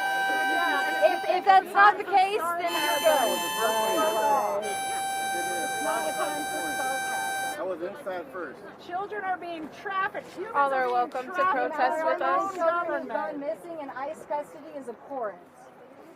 Say it loud, say it clear. Immigrants are welcome here. Say it loud, say it clear. Immigrants are welcome here. Say it loud, say it clear. Immigrants are welcome here. Say it loud, say it clear. Immigrants are welcome here. Say it loud, say it clear. Immigrants are welcome here. Say it loud, say it clear. Immigrants are welcome here. Say it loud, say it clear. Immigrants are welcome here. Immigrants are welcome here! Ice out! Ice out! What melts ice? Pressure! This is what democracy looks like. This is what democracy looks like. This is what democracy looks like! This is what democracy looks like. This is what democracy looks like! This is what democracy looks like. This is what democracy looks like! This is what democracy looks like. This is what democracy looks like! This is what democracy looks like. This is what democracy looks like! This is what democracy looks like. This is what democracy looks like! This is what democracy looks like. This is what democracy looks like! This is what Democracy looks like! what This is what democracy this looks is like! what What democracy looks like! this is what democracy looks like. May God bless America. The Statue of Liberty. Welcome, immigrants. What is it? Yes, she does. Something, no fate, no fastest USA. How something starts. You're going to put the away sideways. No. This group over here. You know, for Trump. No fastest USA. I've heard this, yes. The only concern, I don't feel in my opinion, would be like, when they're really zeroing in on people's faces, they're probably going to try to dox people, harass them and stuff. Yeah. Oh no, anti-fascist bad? What? Oh. So critical thinking. To be fair, America really didn't care until Pearl Harbor, so not like we had a good history of taking this stand. I think they were looking for a reason to get in, but not to protect themselves. Yeah, financial interests perhaps and whatnot. Yeah. But I'll go to did it. That's what counts in that case. Joe, the phone was 1006. Well, you're in the U.S. so almost half fascist or Oh, yeah. Probably a couple, but I know the one by the bushes. The Madison Square Garden one. Yeah, have you seen that rally? No, actually. Oh, look it up. Look up Nazi rally at Madison Square Garden. Oh, recently? No. Oh, okay. Like before we got into the World War II, Okay, yeah. there was like a big campaign. No, I did hear about that because somebody was making like a allusion to the similar. It was like his great grandmother or just his grandmother or something. One of these. Yeah. There it comes. I'm Danny, by the way. Nice to meet you. We're so good to see you out here. Yeah, likewise. You want to get the bat? Will you take a picture for us? Sure. It doesn't feel like I know Justice in a piece about, Should we take him off? I wouldn't.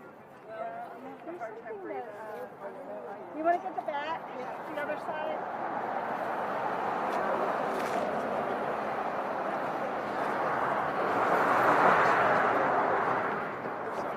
I come with voice. That's all I have, and I will use it.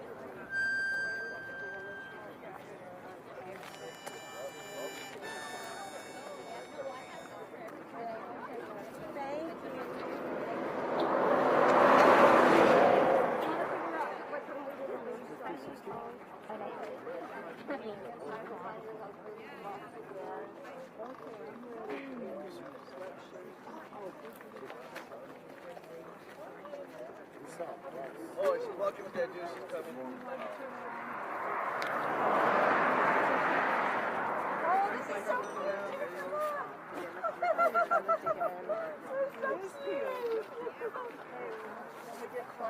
Jail. We could use that picture. These sweet little old ladies. Not my way. Oh, are you? I actually have heard of y'all. That's awesome.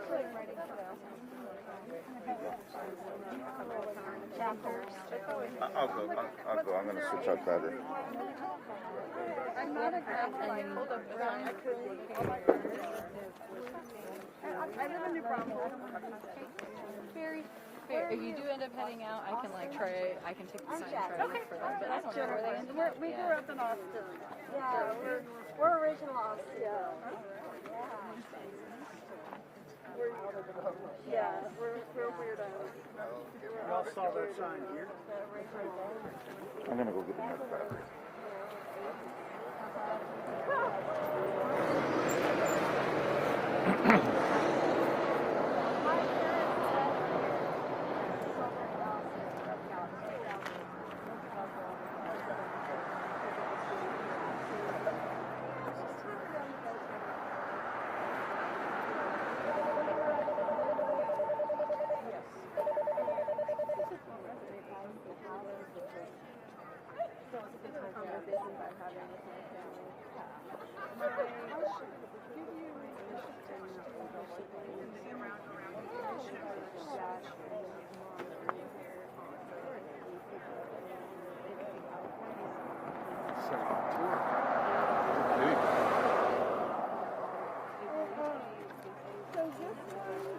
Okay, so But they came on tourist visa. it is, you know, anyway, it's but the first one took me a while to get the photos because now I understand a little bit. Oh, I could, like I could It's like history that gets you very close. And so what's your number? once you realize that things used to just be different. Maybe sell them for a weird price. Totally. Yeah. You know if the next Snow Kings is scheduled March 28th. I make a lot of Major cities. What? Like most major cities, I presume. Nationwide. Okay, yeah. Okay, yeah. I know we'll have a big one in Austin. There'll be a big one in San Antonio. But there'll be one everywhere. Yeah, and that's what I've seen a lot like popping up even before then. I think it's really good to see a lot of people who felt like they could just hunker down and wait until November, realize that there's no time like the present. Snow Kings too. October 18th, 7 million people. Yeah, it was like a record breaker. I went to my little locale, even had one outside of Austin. Right. My one qualm with them is I don't like how you have to register, so they have like basically a database, a list of people. It's really great for keeping track of numbers, but on the other hand, if Now, I didn't even know about that. you don't have to, but they encourage for the dissemination of information. No you to give ICE! them all No your- KKK! No fascist USA! No ICE! No KKK! No fascist USA! No ICE! No KKK! No fascist USA! No ICE! No KKK!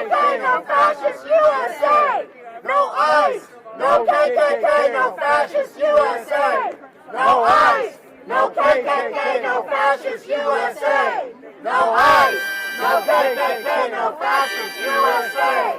No ICE! No KKK, no fascist USA! No ICE! No KKK, no fascist USA! No ICE! No KKK, no fascist USA! No ICE! No KKK, no fascist USA! No ICE! No KKK, no fascist USA! No ICE! No KKK, no fascist USA! No ICE! No KKK, no fascist USA! No ICE! No KKK, no fascist USA! No ICE! No KKK, no fascist USA! No ICE! No KKK, no fascist USA! No ICE! No KKK, no fascist USA! No ICE! No KKK, no fascist USA! No ICE! No KKK, no fascist USA!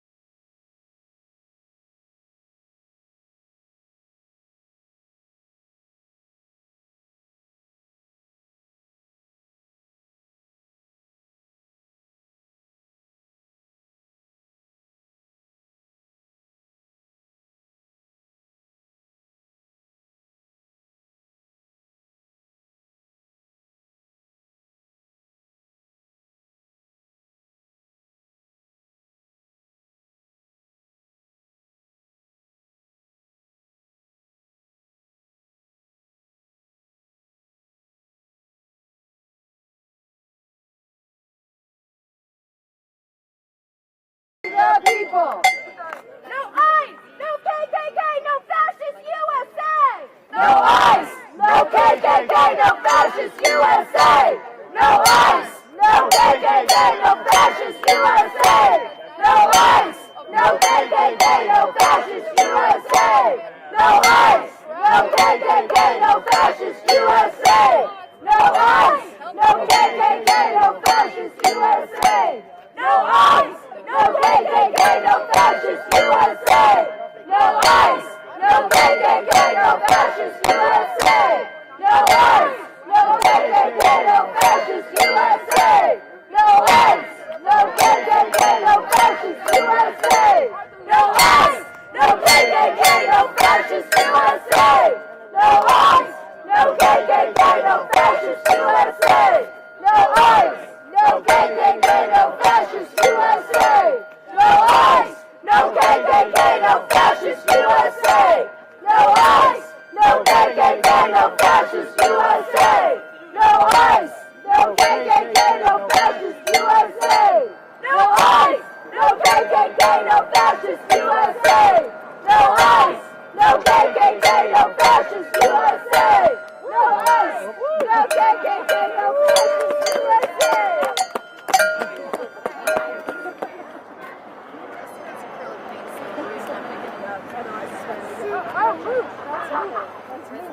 Yeah, exactly. My new word of the day. It's wood, so that my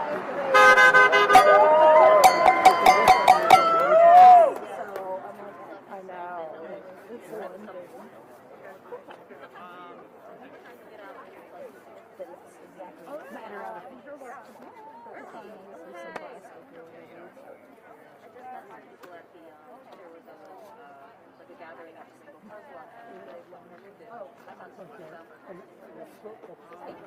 I think that message on the placard is one I've seen on the other.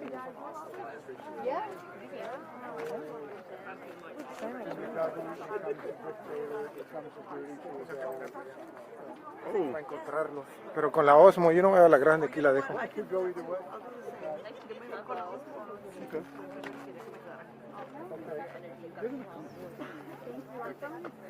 Really?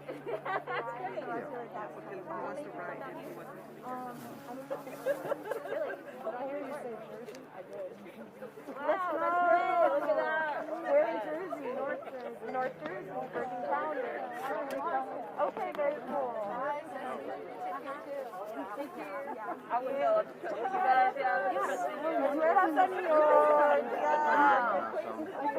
Are they still waiting on a group? Like,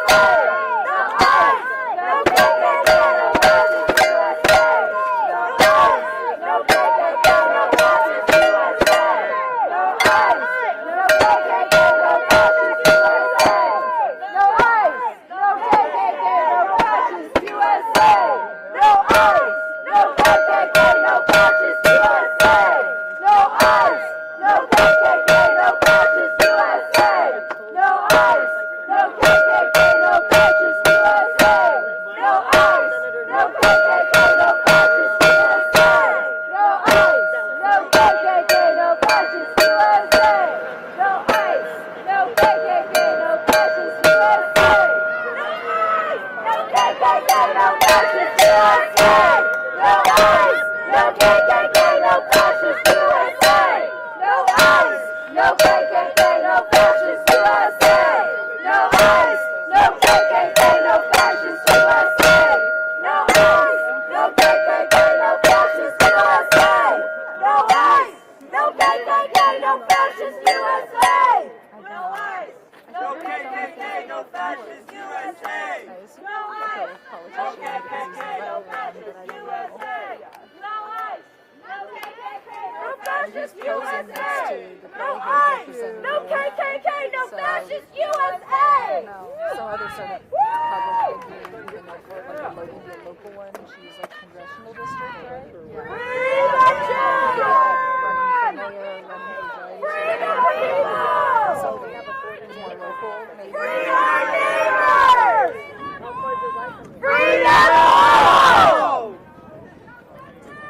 No peace! No peace! No peace! No peace! Free the people! Free our neighbors! Free them now! No peace! No peace! No peace! No peace! No justice! No peace! No justice! No peace! Free our neighbors! Free our neighbors! Free the people! Free the people! Free the children! Free the children! Free the mothers! Free the mothers! Free the fathers! Free the fathers! Free our neighbors! Free our neighbors! Free the people! Free the people! Free the people! Free our neighbors! Free our neighbors! Free the mothers! Free the fathers! Free the fathers! Free the children! Free the children! Free the people! Free the people! Libera los niños!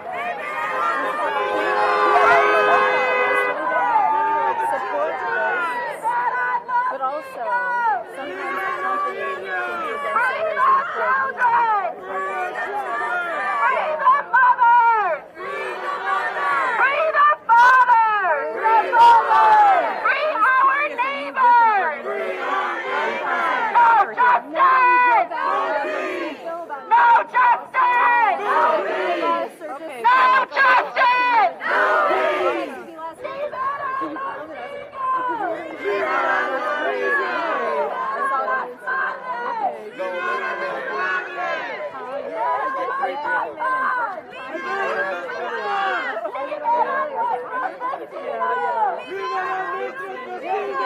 Free our neighbors! Free our neighbors! No justice! No peace!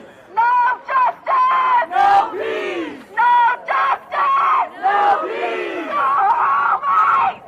Go home, ICE! Go home, ICE! Go home, ICE! Get a better job! Get a better job! I am so sorry you felt the need to take this job. I am so sorry. Libera los niños inmediatamente! Free the children! Free the children! Free our neighbors! Free our neighbors! No justice! No peace! Pressure melts ice! Pressure melts ice! Pressure melts ice! Go home! Free the children! Free the children! Free the people! Free the people! Give them back to us!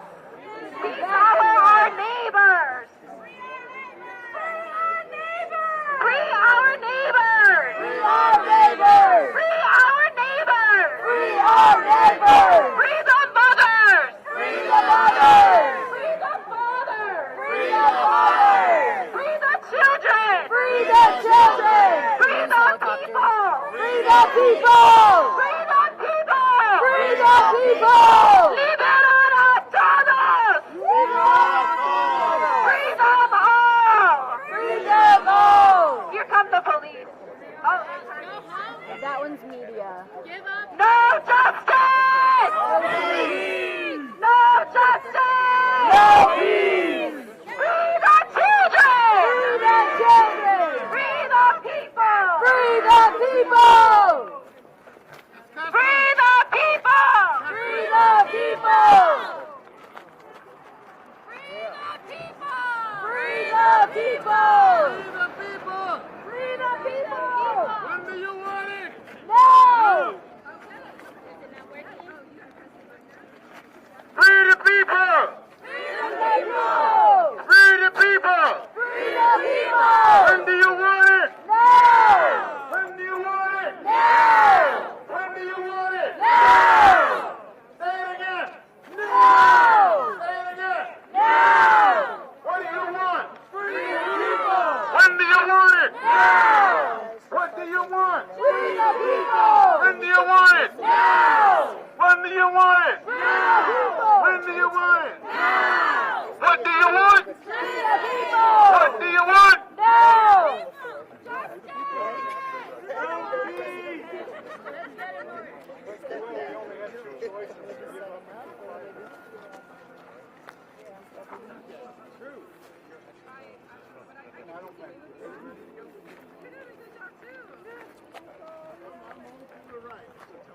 We are all civil rights! No justice!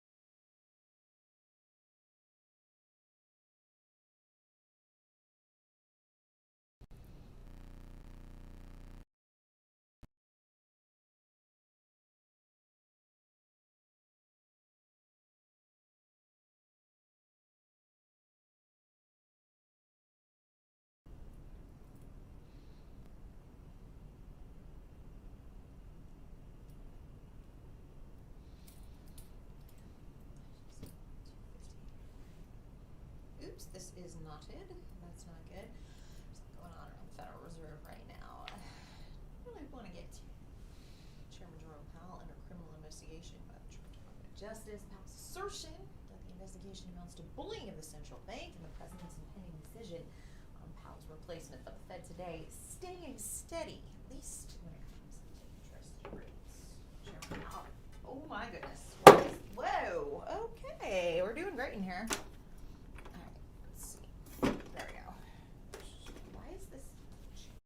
Federal Reserve Chairman Jerome Powell on the central bank's first interest rate decision of 2026. In support of our goals, today the Federal Open Market Committee decided to leave our policy rate unchanged.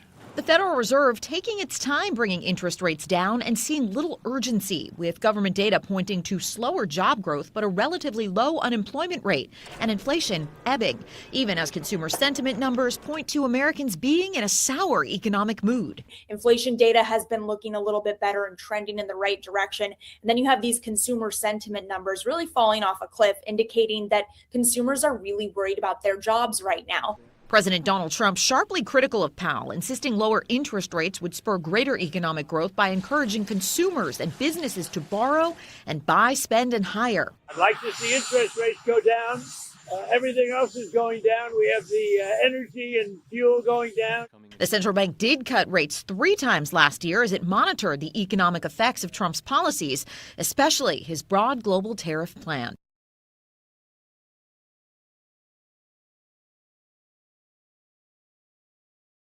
Yay! Beautiful. Love it. Cool. Thank you. There's a lot going on around the Federal Reserve right now, from Chairman Jerome Powell under criminal investigation by the Trump Department of Justice, Powell's assertion that the investigation amounts to bullying of the central bank, and the president's impending decision on Powell's replacement. But even with all that, the Fed today is staying steady, at least when it comes to interest rates.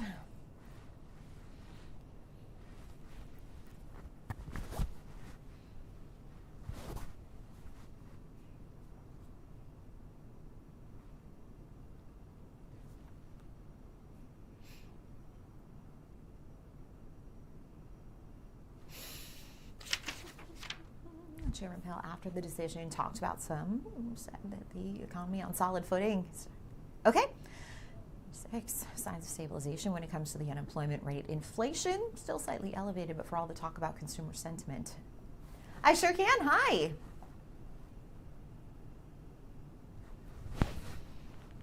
Spending means. All right, sounds good. Thank you.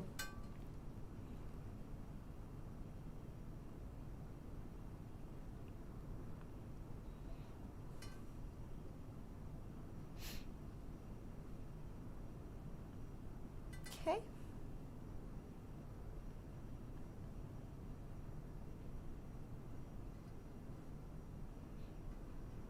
Let me see. All right, well, this phone doesn't work. Let's try the other one.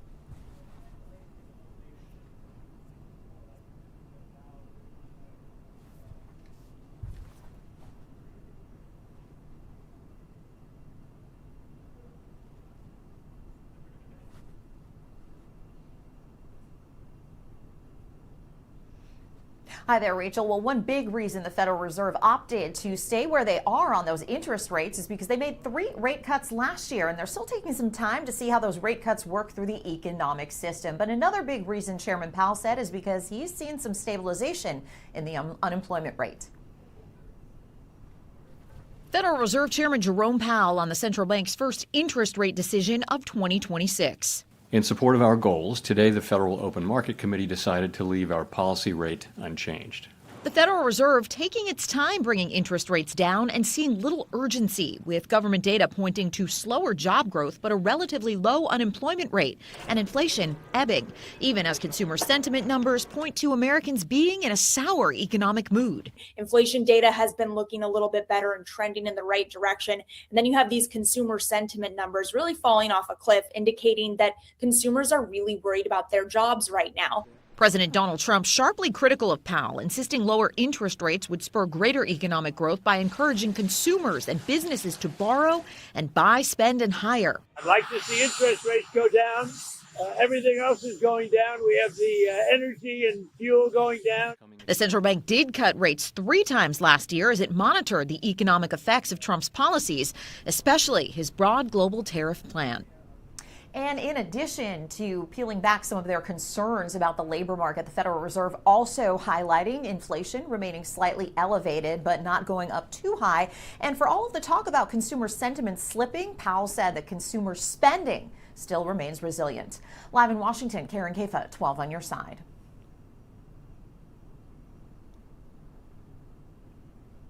You bet. Thanks so much. Okay.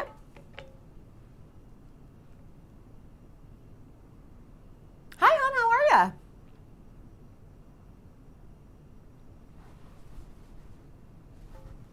Okay, 2 minutes. You got it.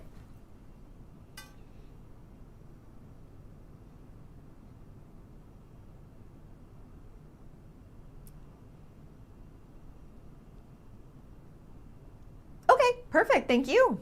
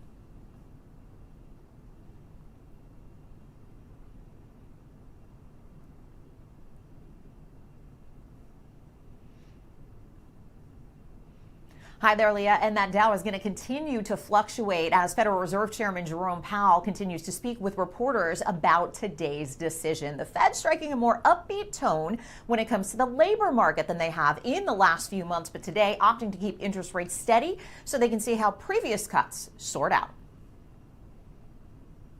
Federal Reserve Chairman Jerome Powell on the central bank's first interest rate decision of 2026. In support of our goals, today the Federal Open Market Committee decided to leave our policy rate unchanged.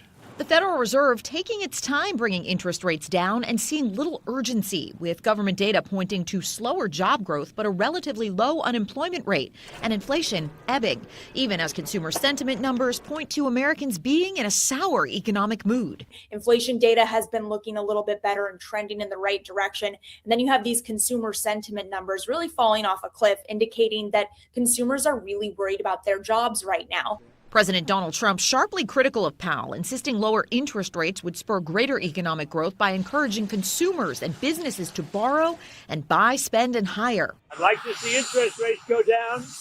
Everything else is going down. We have the energy and fuel going down. The central bank did cut rates 3 times last year as it monitored the economic effects of Trump's policies, especially his broad global tariff plan. And a few other notes from Chairman Powell's press conference. He did say that the Fed believes that the bulk of the pass-through from those higher tariffs on goods coming into the United States, that has concluded to going on to consumer prices. So they expect that inflation will stay steady. They're also expecting the labor market to stabilize further going forward. And for all the talk about consumer sentiment slipping, Powell said that consumer spending remains resilient. Leah?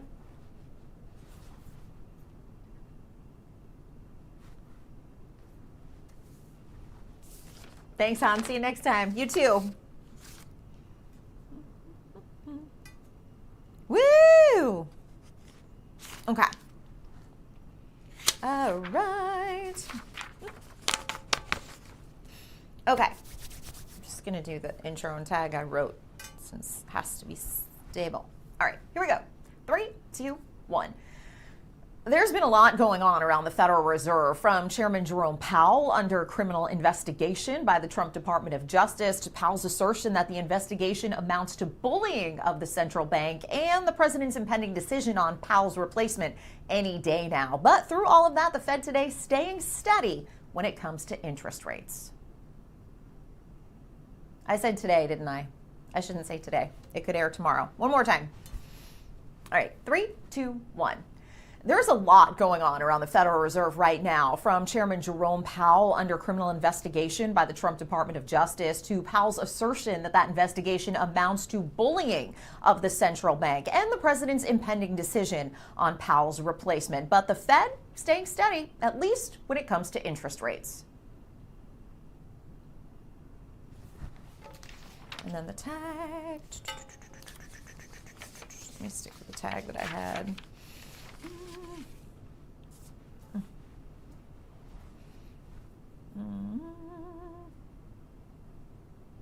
No, I don't like that. I'm going to go with the other one.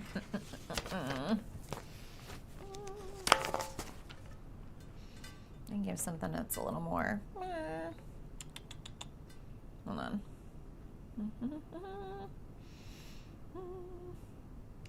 Okay. No.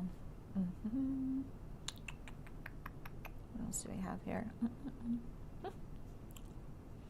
Okay.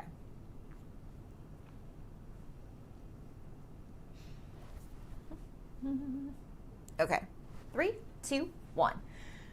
And amid the many concerns about the labor market, the Federal Reserve signaling a more upbeat tone about the state of the U.S. labor market. And for all of the talk about consumer sentiment slipping, Powell said that consumer spending has remained resilient. In Washington, I'm Karen Caifa.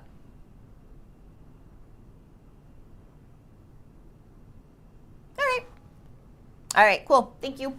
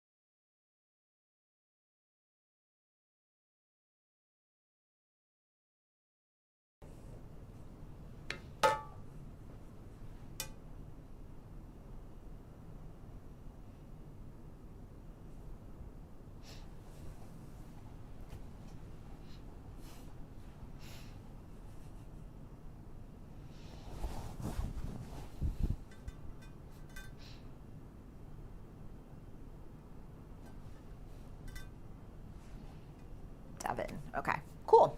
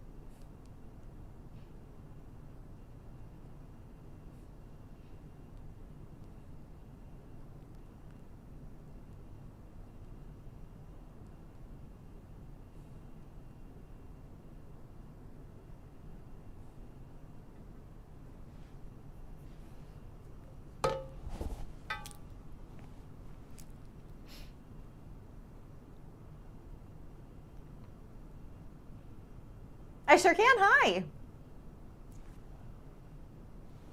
Absolutely. Is this Devin? You've got it. Thank you so much for checking.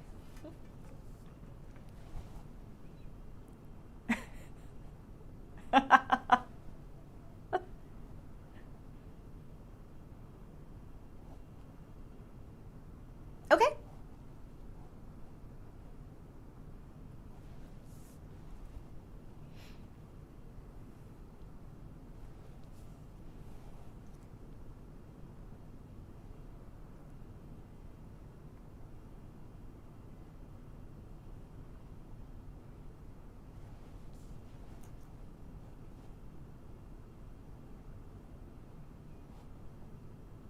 Hi there, Devin. Chairman Powell really did try to keep his press conference with reporters after the decision was announced focused on the economy and less about politics and the Fed's independence. The Federal Reserve holding its benchmark interest rate steady for the first time since July.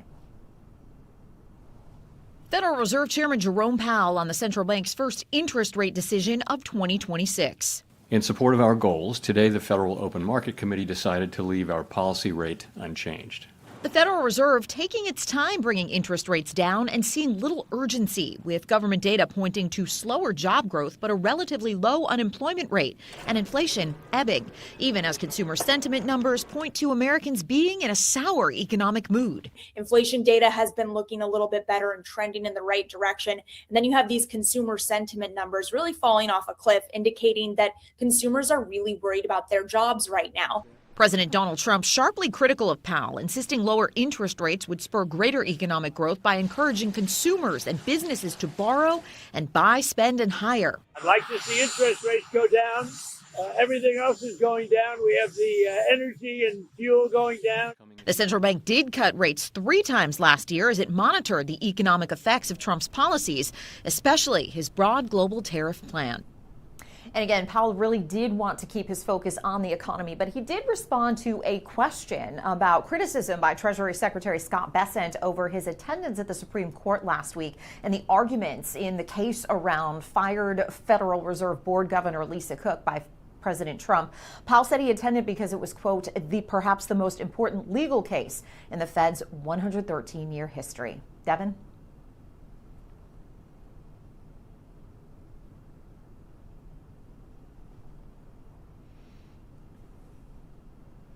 Well, Powell said that the U.S. economy is starting 2026 on pretty good footing. There were a lot of concerns toward the end of last year about slowing down in the labor market and whether the Federal Reserve needed to do more to intervene there to stabilize it. Again, their dual mandate is for maximum employment and low inflation. But the statement that the Federal Reserve released after their decision today seemed to indicate that they're a little bit more upbeat about the labor market. And Powell himself said that he did see signs of the unemployment rate stabilizing. So good news there. There are still concerns in the Federal Reserve about inflation and price stability. And while Powell did say that they do think that some of the shock to the system from President Trump's tariffs last year has already passed through to consumers, they don't expect too much more of that. They are still keeping an eye on inflation. Powell also expressed concerns about weakness in the housing markets, but did say even amid all the talk about gloomy consumers not wanting to spend, that consumer spending does in fact remain resilient. And of course, consumer spending makes up about 2/3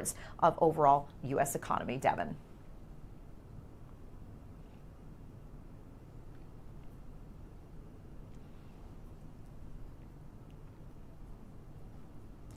Yeah, this is something I know a lot of families have been eager for more information on, and the Trump administration opting to have kind of this full-day summit as tax season begins, because tax season will bring the first opportunity for families to signal that they are interested in this. This will impact children born between January 1st, 2025 and December 31st, 2028. So pretty much spanning the Trump second administration. And what this is about $1,000 into an account. It's designed to spur savings and investment at a young age for children, get kids off to the right start. A number of investors and people who are contributing to make this $1,000 happen were on hand for that summit today. You can get more information at trumpaccounts.gov.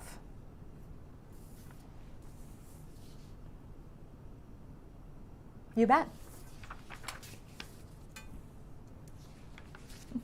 Thanks so much. See you next time. Okay. Okay.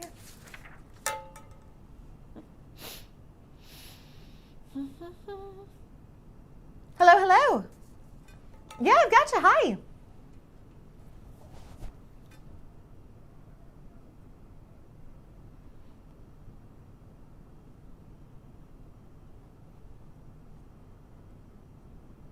Okay, perfect.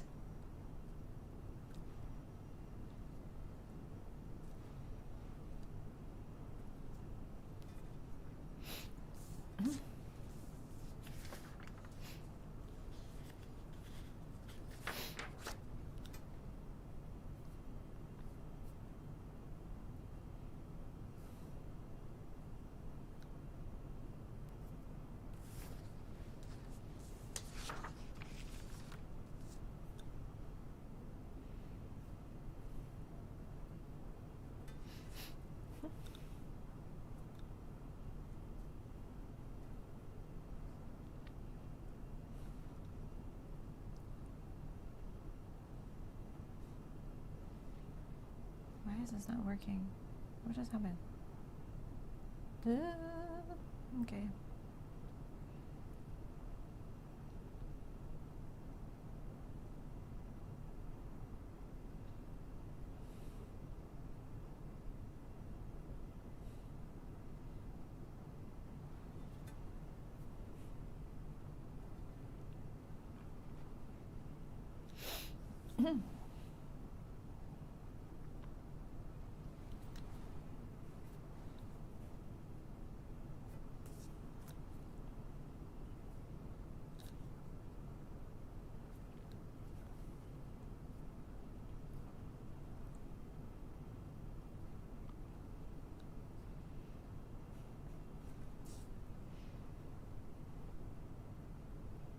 Yeah, Janice, and he really did try to keep the focus on the U.S. economy, which is just about what every consumer wants to hear about. But the Federal Reserve holding its benchmark rate steady for the first time since July. Federal Reserve Chairman Jerome Powell on the central bank's first interest rate decision of 2026. In support of our goals, today the Federal Open Market Committee decided to leave our policy rate unchanged. The Federal Reserve taking its time bringing interest rates down and seeing little urgency, with government data pointing to slower job growth but a relatively low unemployment rate and inflation ebbing, even as consumer sentiment numbers point to Americans being in a sour economic mood. Inflation data has been looking a little bit better and trending in the right direction. And then you have these consumer sentiment numbers really falling off a cliff, indicating that consumers are really worried about their jobs right now. President Donald Trump sharply critical of Powell, insisting lower interest rates would spur greater economic growth by encouraging consumers and businesses to borrow and buy, spend, and hire. I'd like to see interest rates go down. Everything else is going down. We have the energy and fuel going down. The central bank did cut rates 3 times last year as it monitored the economic effects of Trump's policies, especially his broad global tariff plan. And when consumers and businesses do have that added incentive to buy and greater purchasing power, sometimes inflation can tick up. The Fed today signaling that inflation still remains higher than where they'd like to see it. Janice?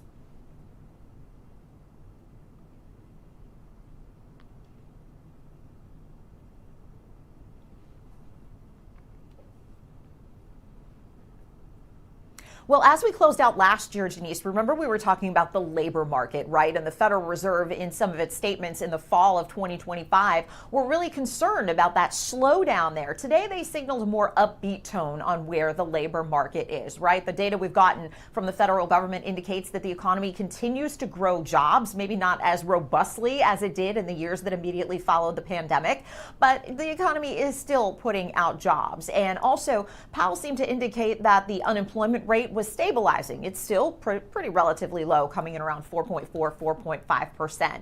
Also looking at the overall U.S. economy, Powell says that 2026 is starting off on pretty solid footing. And he pointed to things like that stabilizing unemployment rate, but also how resilient consumer spending has been. You know, consumer spending makes up a chunk of U.S. economic growth, so that is very important there. And it's very interesting. The Fed doesn't really look at consumer sentiment surveys and how people feel about the economy, but what we've seen is that people don't feel great. But what the Fed is seeing is that despite all that, consumers continue to spend.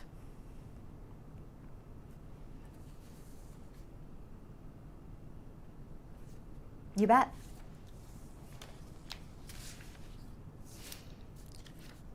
All right. Thanks so much. See you next time.